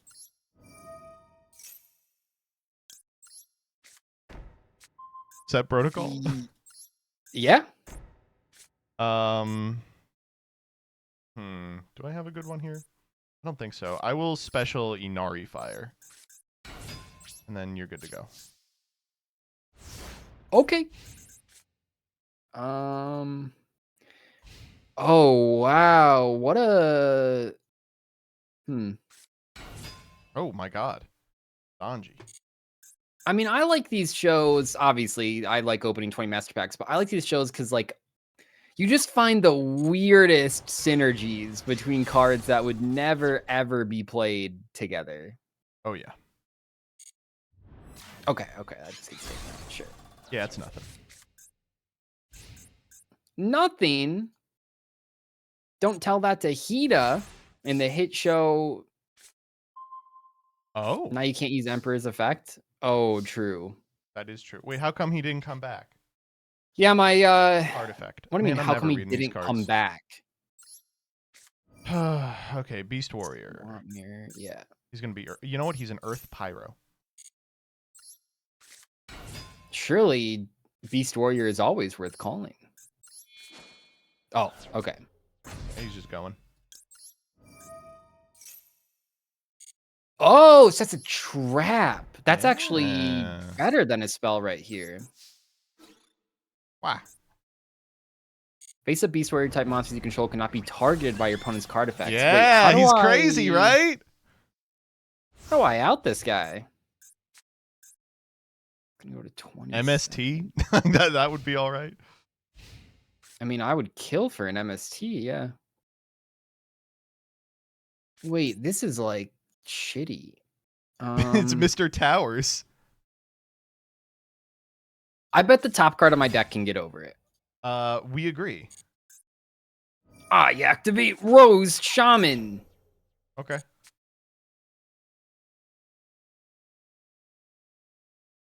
Rebecca, that's true. That is what we're playing for. All right. Yeah, go ahead. Oh, right on fucking time, asshole. This card's gonna be crazy Watch out next for turn. my Altergeist Protocol. Yeah, that's fine. Watch out for my Fire Formation Tensu. Mm-hmm. You gonna summon your Raya against me? I was thinking about it. Watch out for my Brotherhood of the Fire Fist, Penis. Targeted by all Beast Warriors? Yeah, you got some shit that targets back there? You thinking about targeting my boys? I don't think so. Of course I do. And that's the one that floats. Yeah. Well, he floats off card effect. Hebo! That fucking guy. Go Abyss Steam. Draw one. Oh, perfect. The Fire You're Fist. that afraid of protocol? You bitch. Afraid of protocol? What do you mean? Afraid of what? Well, you didn't activate the Hebo effect. Oh, you can't target it, right? Yeah. Why didn't I activate Hebo? I know, I don't understand. Defeat my Why Chaos Game End Bug? Master. Chaos Master. This powerful card is powerful. It must have been good because they released that as a secret rare. And That's Sphere of true. Chaos. It can, think of all the cool stuff it can get. Like that ball. It gets the ball. You remember the ball? Fuck, dude. No, I can't I can't out the guy. I know you can't, bitch. That's why he's in my deck. 23 can't be targeted? Like, how can such a card exist? Graymole would have gone crazy. Oh my god, you're right. He would have, yeah. Wait a sec. Oh, Sorry, yeah. Grand Mole. Bada bing! The Fire Fists are here to fist ya. You got unbelievable Fire Fist pulls. I mean, I got like, I did get pretty good pulls. What you were about to say something. No, I was. You want to do the game 5? Deck. No, just come let on. me I'm see having your fun. deck. You fucking. It says waiting for opponent here. Here, let me just let me post. Wow, dude, your deck's not very good. Oh, you got double Hebo. They ended up not being good in this matchup. Yeah, it's kind of like weird negative tempo. It's weird. It's like Hebo's really good if your opponent's deck is competent, but if they're just summoning Gemini Elf every turn, it's the worst card in history. Yeah, I mean, you used it in a way that was better than mine, where like, yeah, if you can out an extra deck monster and then attack over something else, that is a huge swing. So I mean, look at this shit, man. What the hell? Like, yeah, I was never okay. Looking at this one, it is embarrassing the difference in these decks. So the cool stuff I've got going on is Multi-Faker, which I really wanted to draw. And then Marionette Fiji Alert Protocol. I have a little bit of Marincess. I didn't get the 3, so I just go to Crystal Heart Pass, which is not great. But you can just make 2 15s. That's not bad. And then I could get Fiji Alert off the Chaos Hunter. That's what I was doing. And Wait, you can fucking you have Brotar for the evaporation. I have dragon. Brotar for evap. Yeah.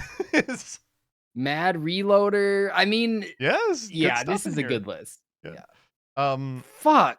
Okay. I Fire always Fist, yeah, pull worse it than my was opponents. it was on this two show. or three. It was 3 packs in Fire Fist, and in it was Dragon Boar, the 2 halves of the popping guys. I had 3 additional Fire Fists you didn't see, and then Tenki was the card that opened it. Tensu Tenken, and I was like, that's just unbelievable. It was like They're just too good. It was every NR in the set at 1. I was like, wow, that's pretty good.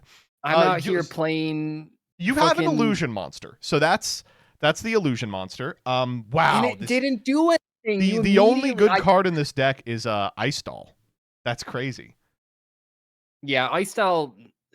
There was like some spirit. The high end that I was trying to summon that I was never able to because tempo was so bad is I did have Pot of the Forbidden and Amaterasu, 2 huge tribute. You went into like that I the thought would've been really spirit pack, I guess, at some point. Yeah, it was like Spirit. It was the Gishkis. I think we even went into the Herald pack. I don't know. It was a couple ritual decks and then Mermails, which not great. No. Wow. Wow. Wow. Well, GG's. Thanks for coming on. Yeah, they were super easy. Next time, try harder. Got my ass kicked again. I have like a 0% win rate impact. Oh man. Oh man. All right. Thanks for joining. I appreciate it. No problem. You don't want to do game 5? Oh. No, I don't want to do game 5. I gotta go do a game. Yeah, go. Bye. What a nice young man. What an easy defeat. All right, I'm gonna go take a piss, and then we're gonna play a little more.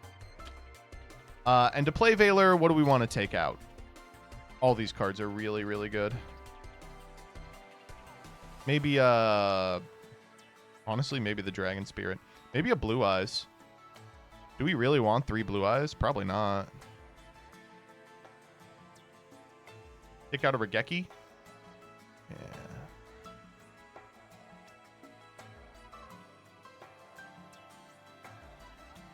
I'm going to take out a Stone.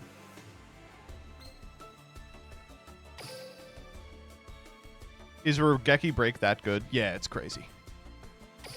All right, let's get this show on the road.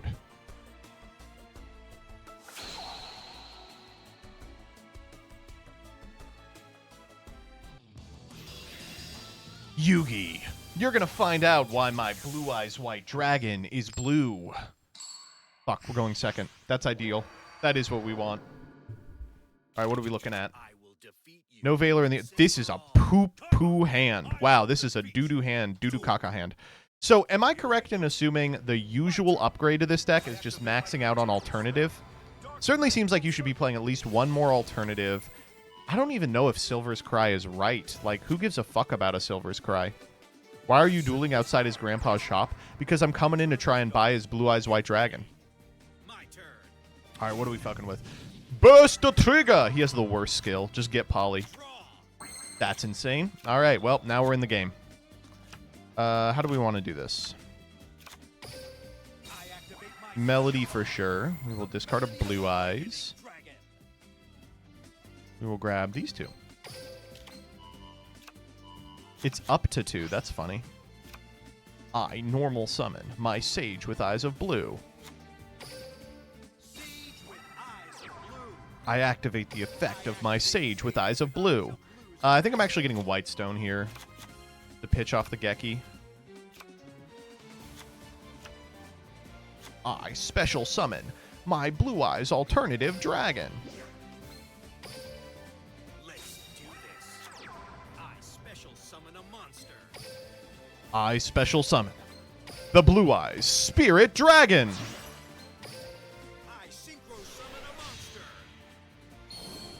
Is there an animation for this? Let's find out together. Nope. Fuck you. Now. I summon Blue Eyes Big Fucker Dragon. Let's do this.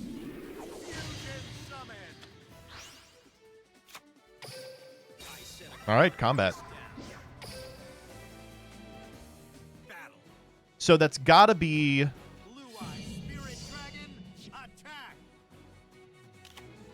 Nav. And the correct nav here is to eat the Twin Burst. Here I go. I special summon a monster.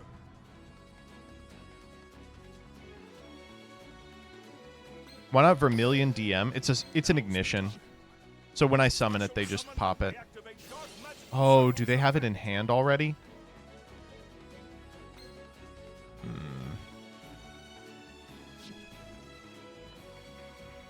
Magician of Dark Illusion activates his effect.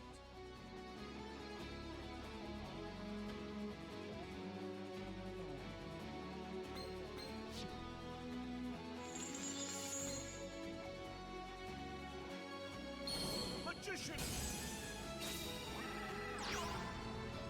This is so irritating. I have to hold on this. Here I go. Best shot. My turn. Not that it will help you. I end my turn. A card. Because I need the nav to be offline.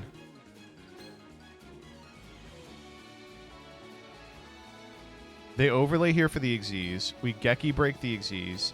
They chain nav. We Spirit Dragon negate. Oh, wow. That's clever. They're just going combat. I attack with a monster. Surely that can't be correct.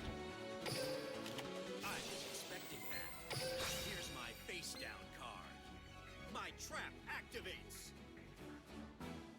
I'm gonna eat the circle here. They go nav. Ooh, they're letting it resolve. They're like, I know what you're gonna do, so it doesn't matter. All right, Spirit Dragon. Surely it's just Azure here.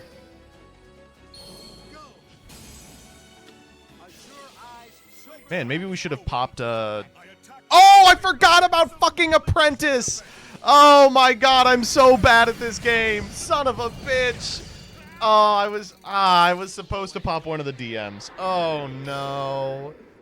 Oh, Barnacles. That was I was like, why is he doing this? God damn it, I'm dumb. That's like a super, super rookie mistake. It's okay. I'm not mad. I'm extremely mad.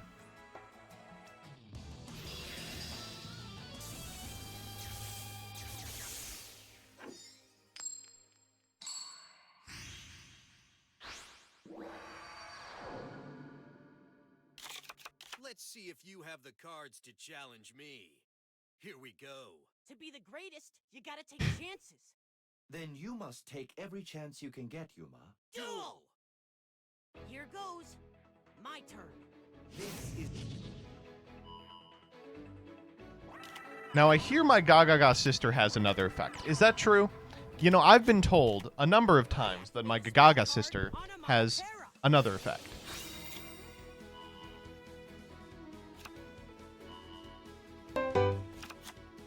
What is this, man? Gagaga sister. I don't want to see this. When Gagaga sister is summoned, I can activate her effect. My another effect has a Gagaga sister. They're on revenge. Goon Gaga, is that anything? I don't think so. We can summon this. All right, what do we want to do here? Baba Bancho Gagaga coat. Baba Bancho Gagaga coat's effect activates. Well, now that I'm in the driver's seat of of Blue Eyes, it seems a lot more beatable.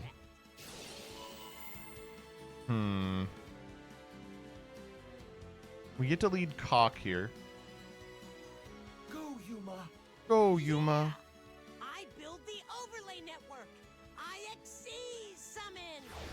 That's interesting.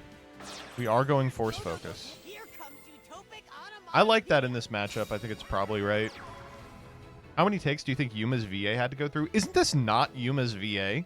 Isn't it like the new VA? overlay network. IXC summon.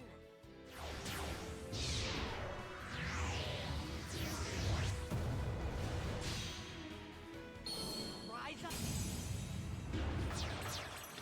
I'll set a card. Okay, how do we do this? My turn. Yeah, thanks for the poly. Okay, move it on. Little late. Okay. Wait, what? Oh. He's a spellcaster. I activate Sage with Eyes of Blue's effect. What's interesting is if they had Veilered me, I would have scooped.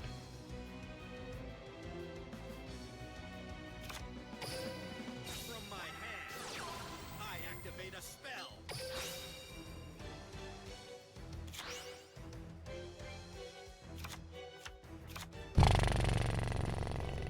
Wow, that's rough.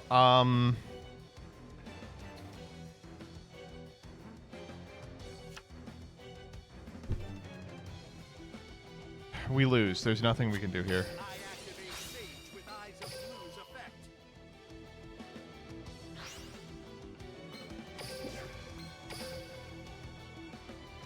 Not a secret.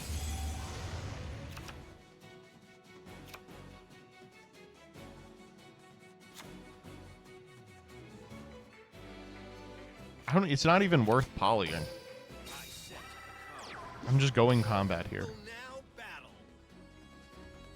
Blue Eyes, lay waste to Get your Force enemy. Focus. Use one overlay unit to Fucking activate Utopia. Utopia's effect. Light Wing Shield. Okay.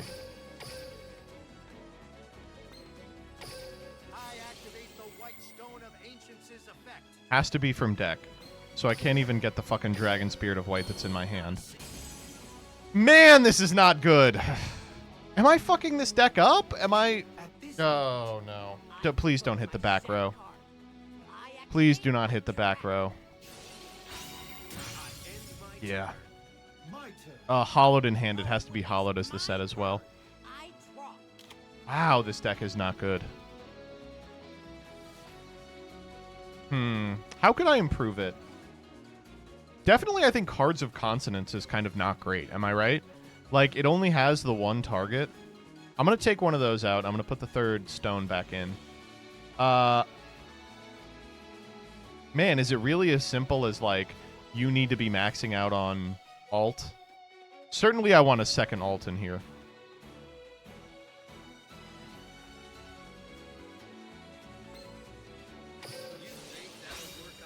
I have to do this, or else they're going to kill me.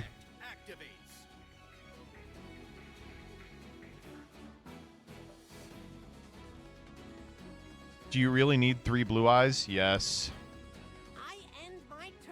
All right, let's go. Wait, we still win. Wait, we're goated.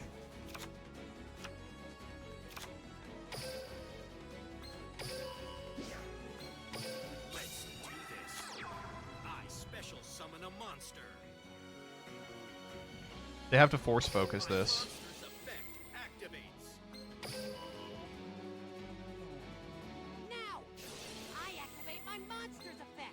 Then we overlay for Hieratic Dragon Overlord of Heliopolis.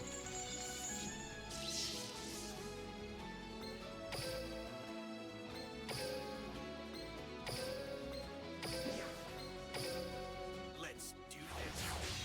I exceed summon a monster. You trigger its effect.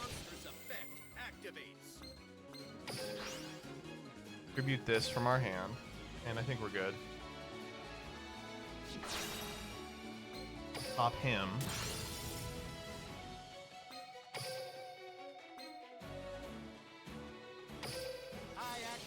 Grab our blue eyes back. Polly.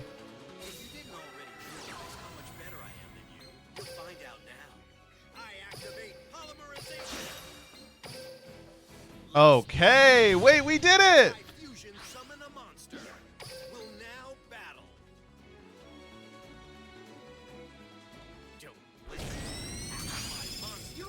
I can't believe we got away with this one. This did not feel like a one game. You know, to be honest, I think they played it really badly because they had the Hallowed in hand. Why wouldn't they preserve the Hallowed? Like, any turn they're not dead, they threaten lethal on the crackback. And they didn't go off, which means that they felt that they had enough gas in the tank to kill me on the crackback, but they had no guys. So why would they do that? Didn't go for ultimate, or you even Kaiba? Buddy, we cut ultimate. That's how evil we are. Second is where we want to be. You're not ready to compete. Ugh, kind of a weird hand. Duel Gazer, let's roll. Who the fuck is Gazer?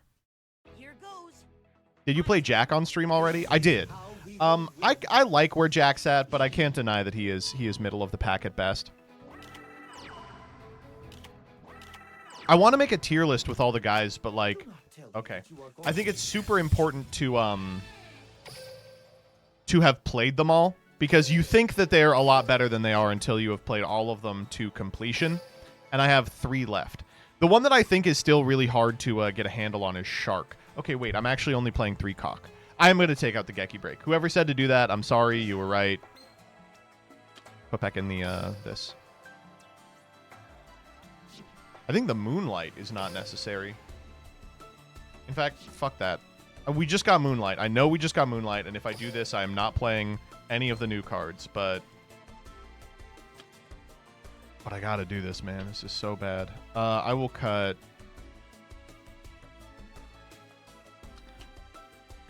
You know what? I might just play this many cards.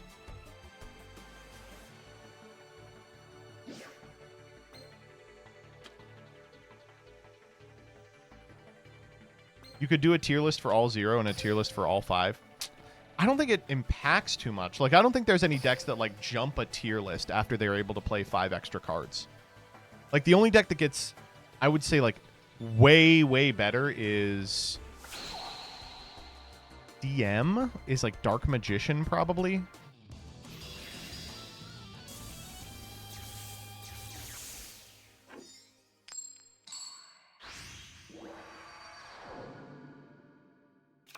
Only a duel can decide. Duel disc, go! Duel!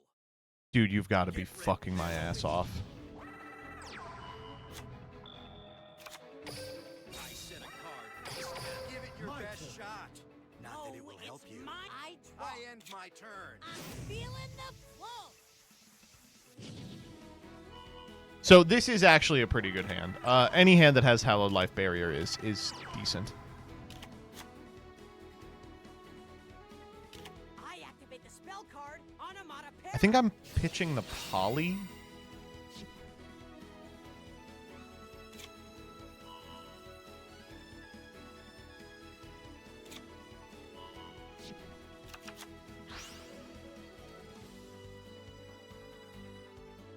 I activate the spell card Do-Do-Do Draw. I send a Do-Do-Do to the graveyard to draw 2 cards. From my hand, I activate a Damn, we even got a card for it. Usually you just try and force it, right? Alright, sorry, Poly. No Burst Dragon this game. I will say people are like, Yuma's crazy strong. That's certainly true. I don't think he's that much better than anyone else. Like, I think it's something that could be solved with new releases or, like, changes to, like, what's at 1, what's at 2, and what's at 3.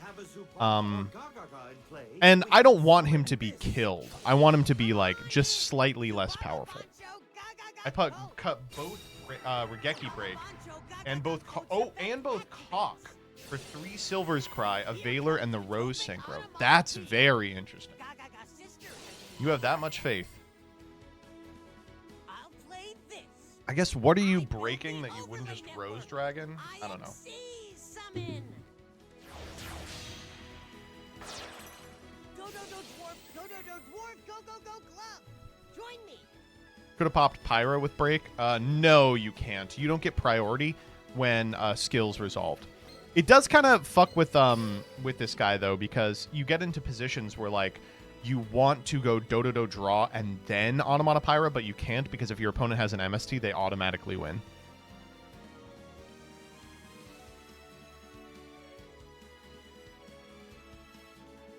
Yuma has an almost 0 chance to brick, unlike other characters. Well, that's not true. Joey has an almost 0 chance to brick. It's just that his game plan sucks so much ass that it doesn't matter.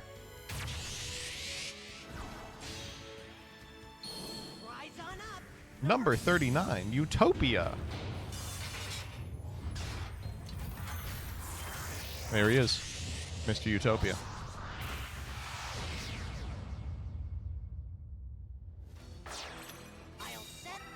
Okay, setting a card here is kind of scary. Perfect. That's the best draw on the deck.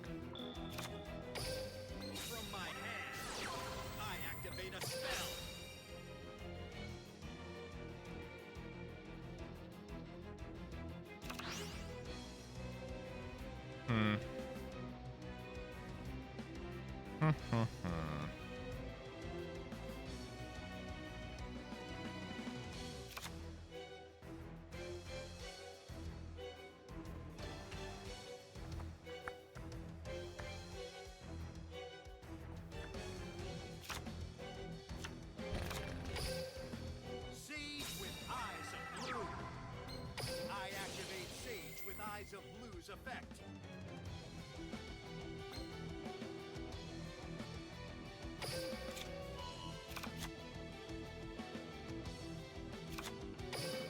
I set a card face down. I set a card face down. Battle. I activate the White Stone of Ancients' effect. Emerge. This is gonna look really stupid. I'm gonna pop the known double or nothing. That's gonna make it really difficult for them to out my Blue Eyes without specifically going into Malevolent Sin, which we can just Geki break. How do you feel about the upcoming new Norm episode? I think it's great, dude.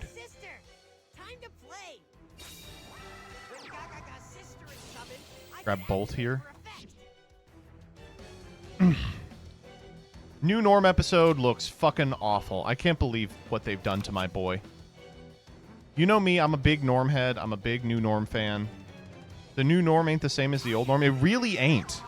It really ain't. Wow, wrong choice, buddy. We've gotten so much value off these life barriers. Holy shit.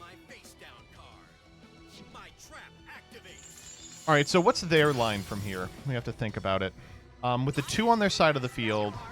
Oh, that's cute. On the other back row, I think we let it happen. The alternative is we chain it, pitch the DM, and try and eat the back row. Is that worth my time?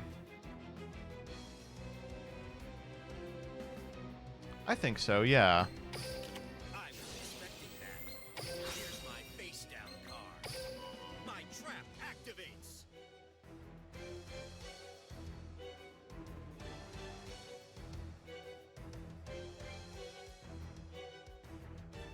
Check out my set card. Good to get that out of the way. I'll be honest. Good to get that out of the way. That would have been a big problem. See, but now they're in a really weird position because this 2 on their side of the field clogs up what they're able to do. The best they can do is get to another 4 and then make Constellarman. We can't banish that last one, but we can get a Blue Eyes out of the deck. Why did they use it? I have no idea. Get ready. My turn. Draw.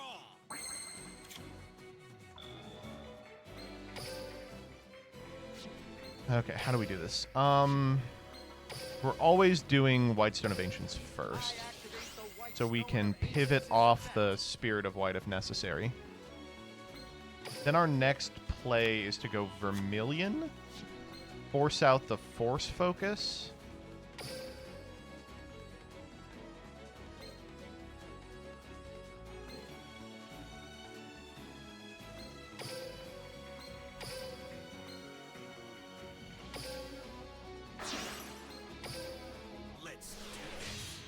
My nuts exploded while I was baking cookies. They're great. I mean the cookies. What should I do now? Also, I should change my name. You need to change my name in the end card from Gappy 8 to Kira 8, please. Oh. Sorry to hear that. Many think that 4 balls are as good as 2. That's fine. Now we can normal Ancients. Make another 9. We have a card that beats over it. I almost want to just make a... No, there's no reason to make a card that beats. I think I want to keep them on the Gaga Girl. As stupid as it sounds, I think the Gaga Girl is, like, way more important than anything else on this board to keep alive. We'll go like this. Watch and learn. My monster attacks. They have a Boncho. Yeah, I think I'm passing here.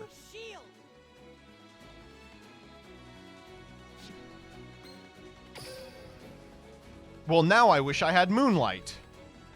No, I'll sink some damage in. If nothing else, I'll get the overlay unit off Utopia. Yeah. I don't know why they probably should have let that go. All right, let's call it. And then this gets our last Blue Eyes.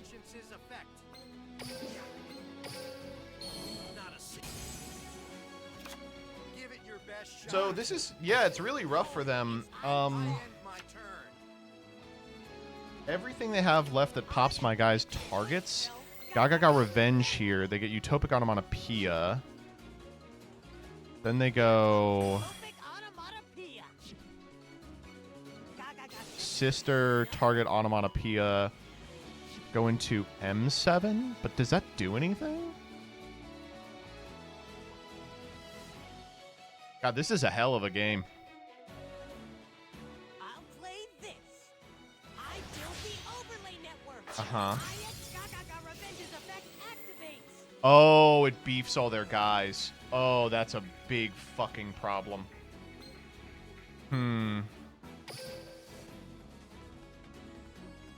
So we have to negate it. Blue-eyed spirit dragon's effect.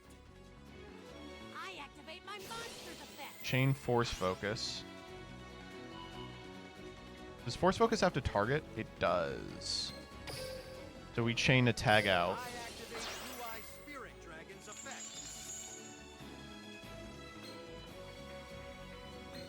Summon Azure.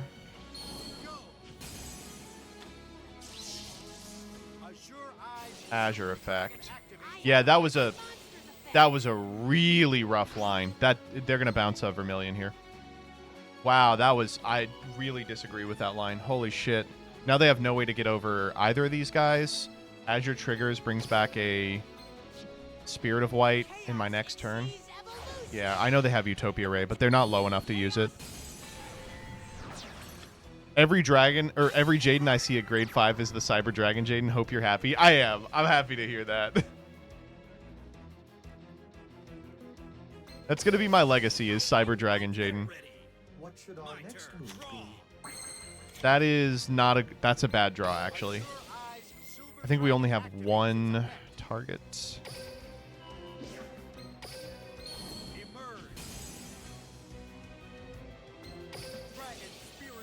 Grab this one. Get him out of there. Hallowed. Oh, that's rough. That is rough. Whitestone, grab a Blue Eyes. We go Blue Eyes over Forced Focus. I mean, we can clear the board here. It's just a question of if we can do anything about it. Oh, alternatively, we could just go Sun Dragon, blow up the board. Yeah, that's the lethal line. Dodoy. I'll play this. Exceed summon. My monster's effect activates. You're right, I do have two alternative now.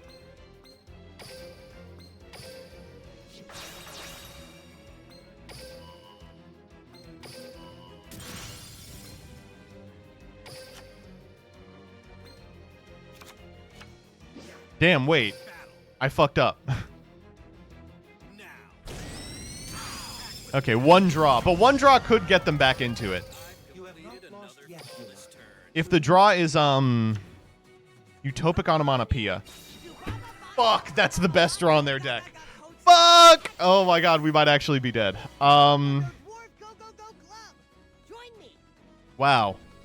Wait, why get him?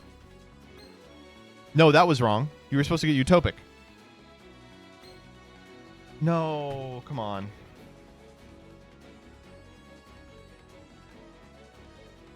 The thing that's fucking them up here is they already used the Chaos Xyz. All they have access to is Malsin, or if they had two warriors, which they now don't because this asshole's a rock. They could have gone for Heroic Challenger. I think the line was Heroic Challenger, walk over the Hieratic Sun Dragon, special one of the two gloves in yard, and just hope to live. Then on the next turn, maybe you can spike another name. Yeah, I mean, it's a pretty slim chance.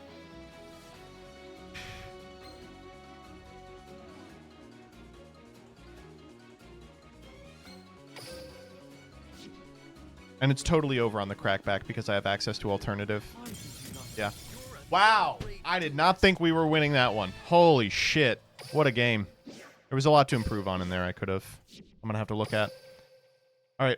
That is going to be it for me. I wanted to play till 2, and we have hit it. Thank you all for sticking around. I really appreciate it. I'm going to throw you over to someone else. We will pick up Kaiba a little more later. I want to get him to 5 and see if we can't do anything more interesting with him.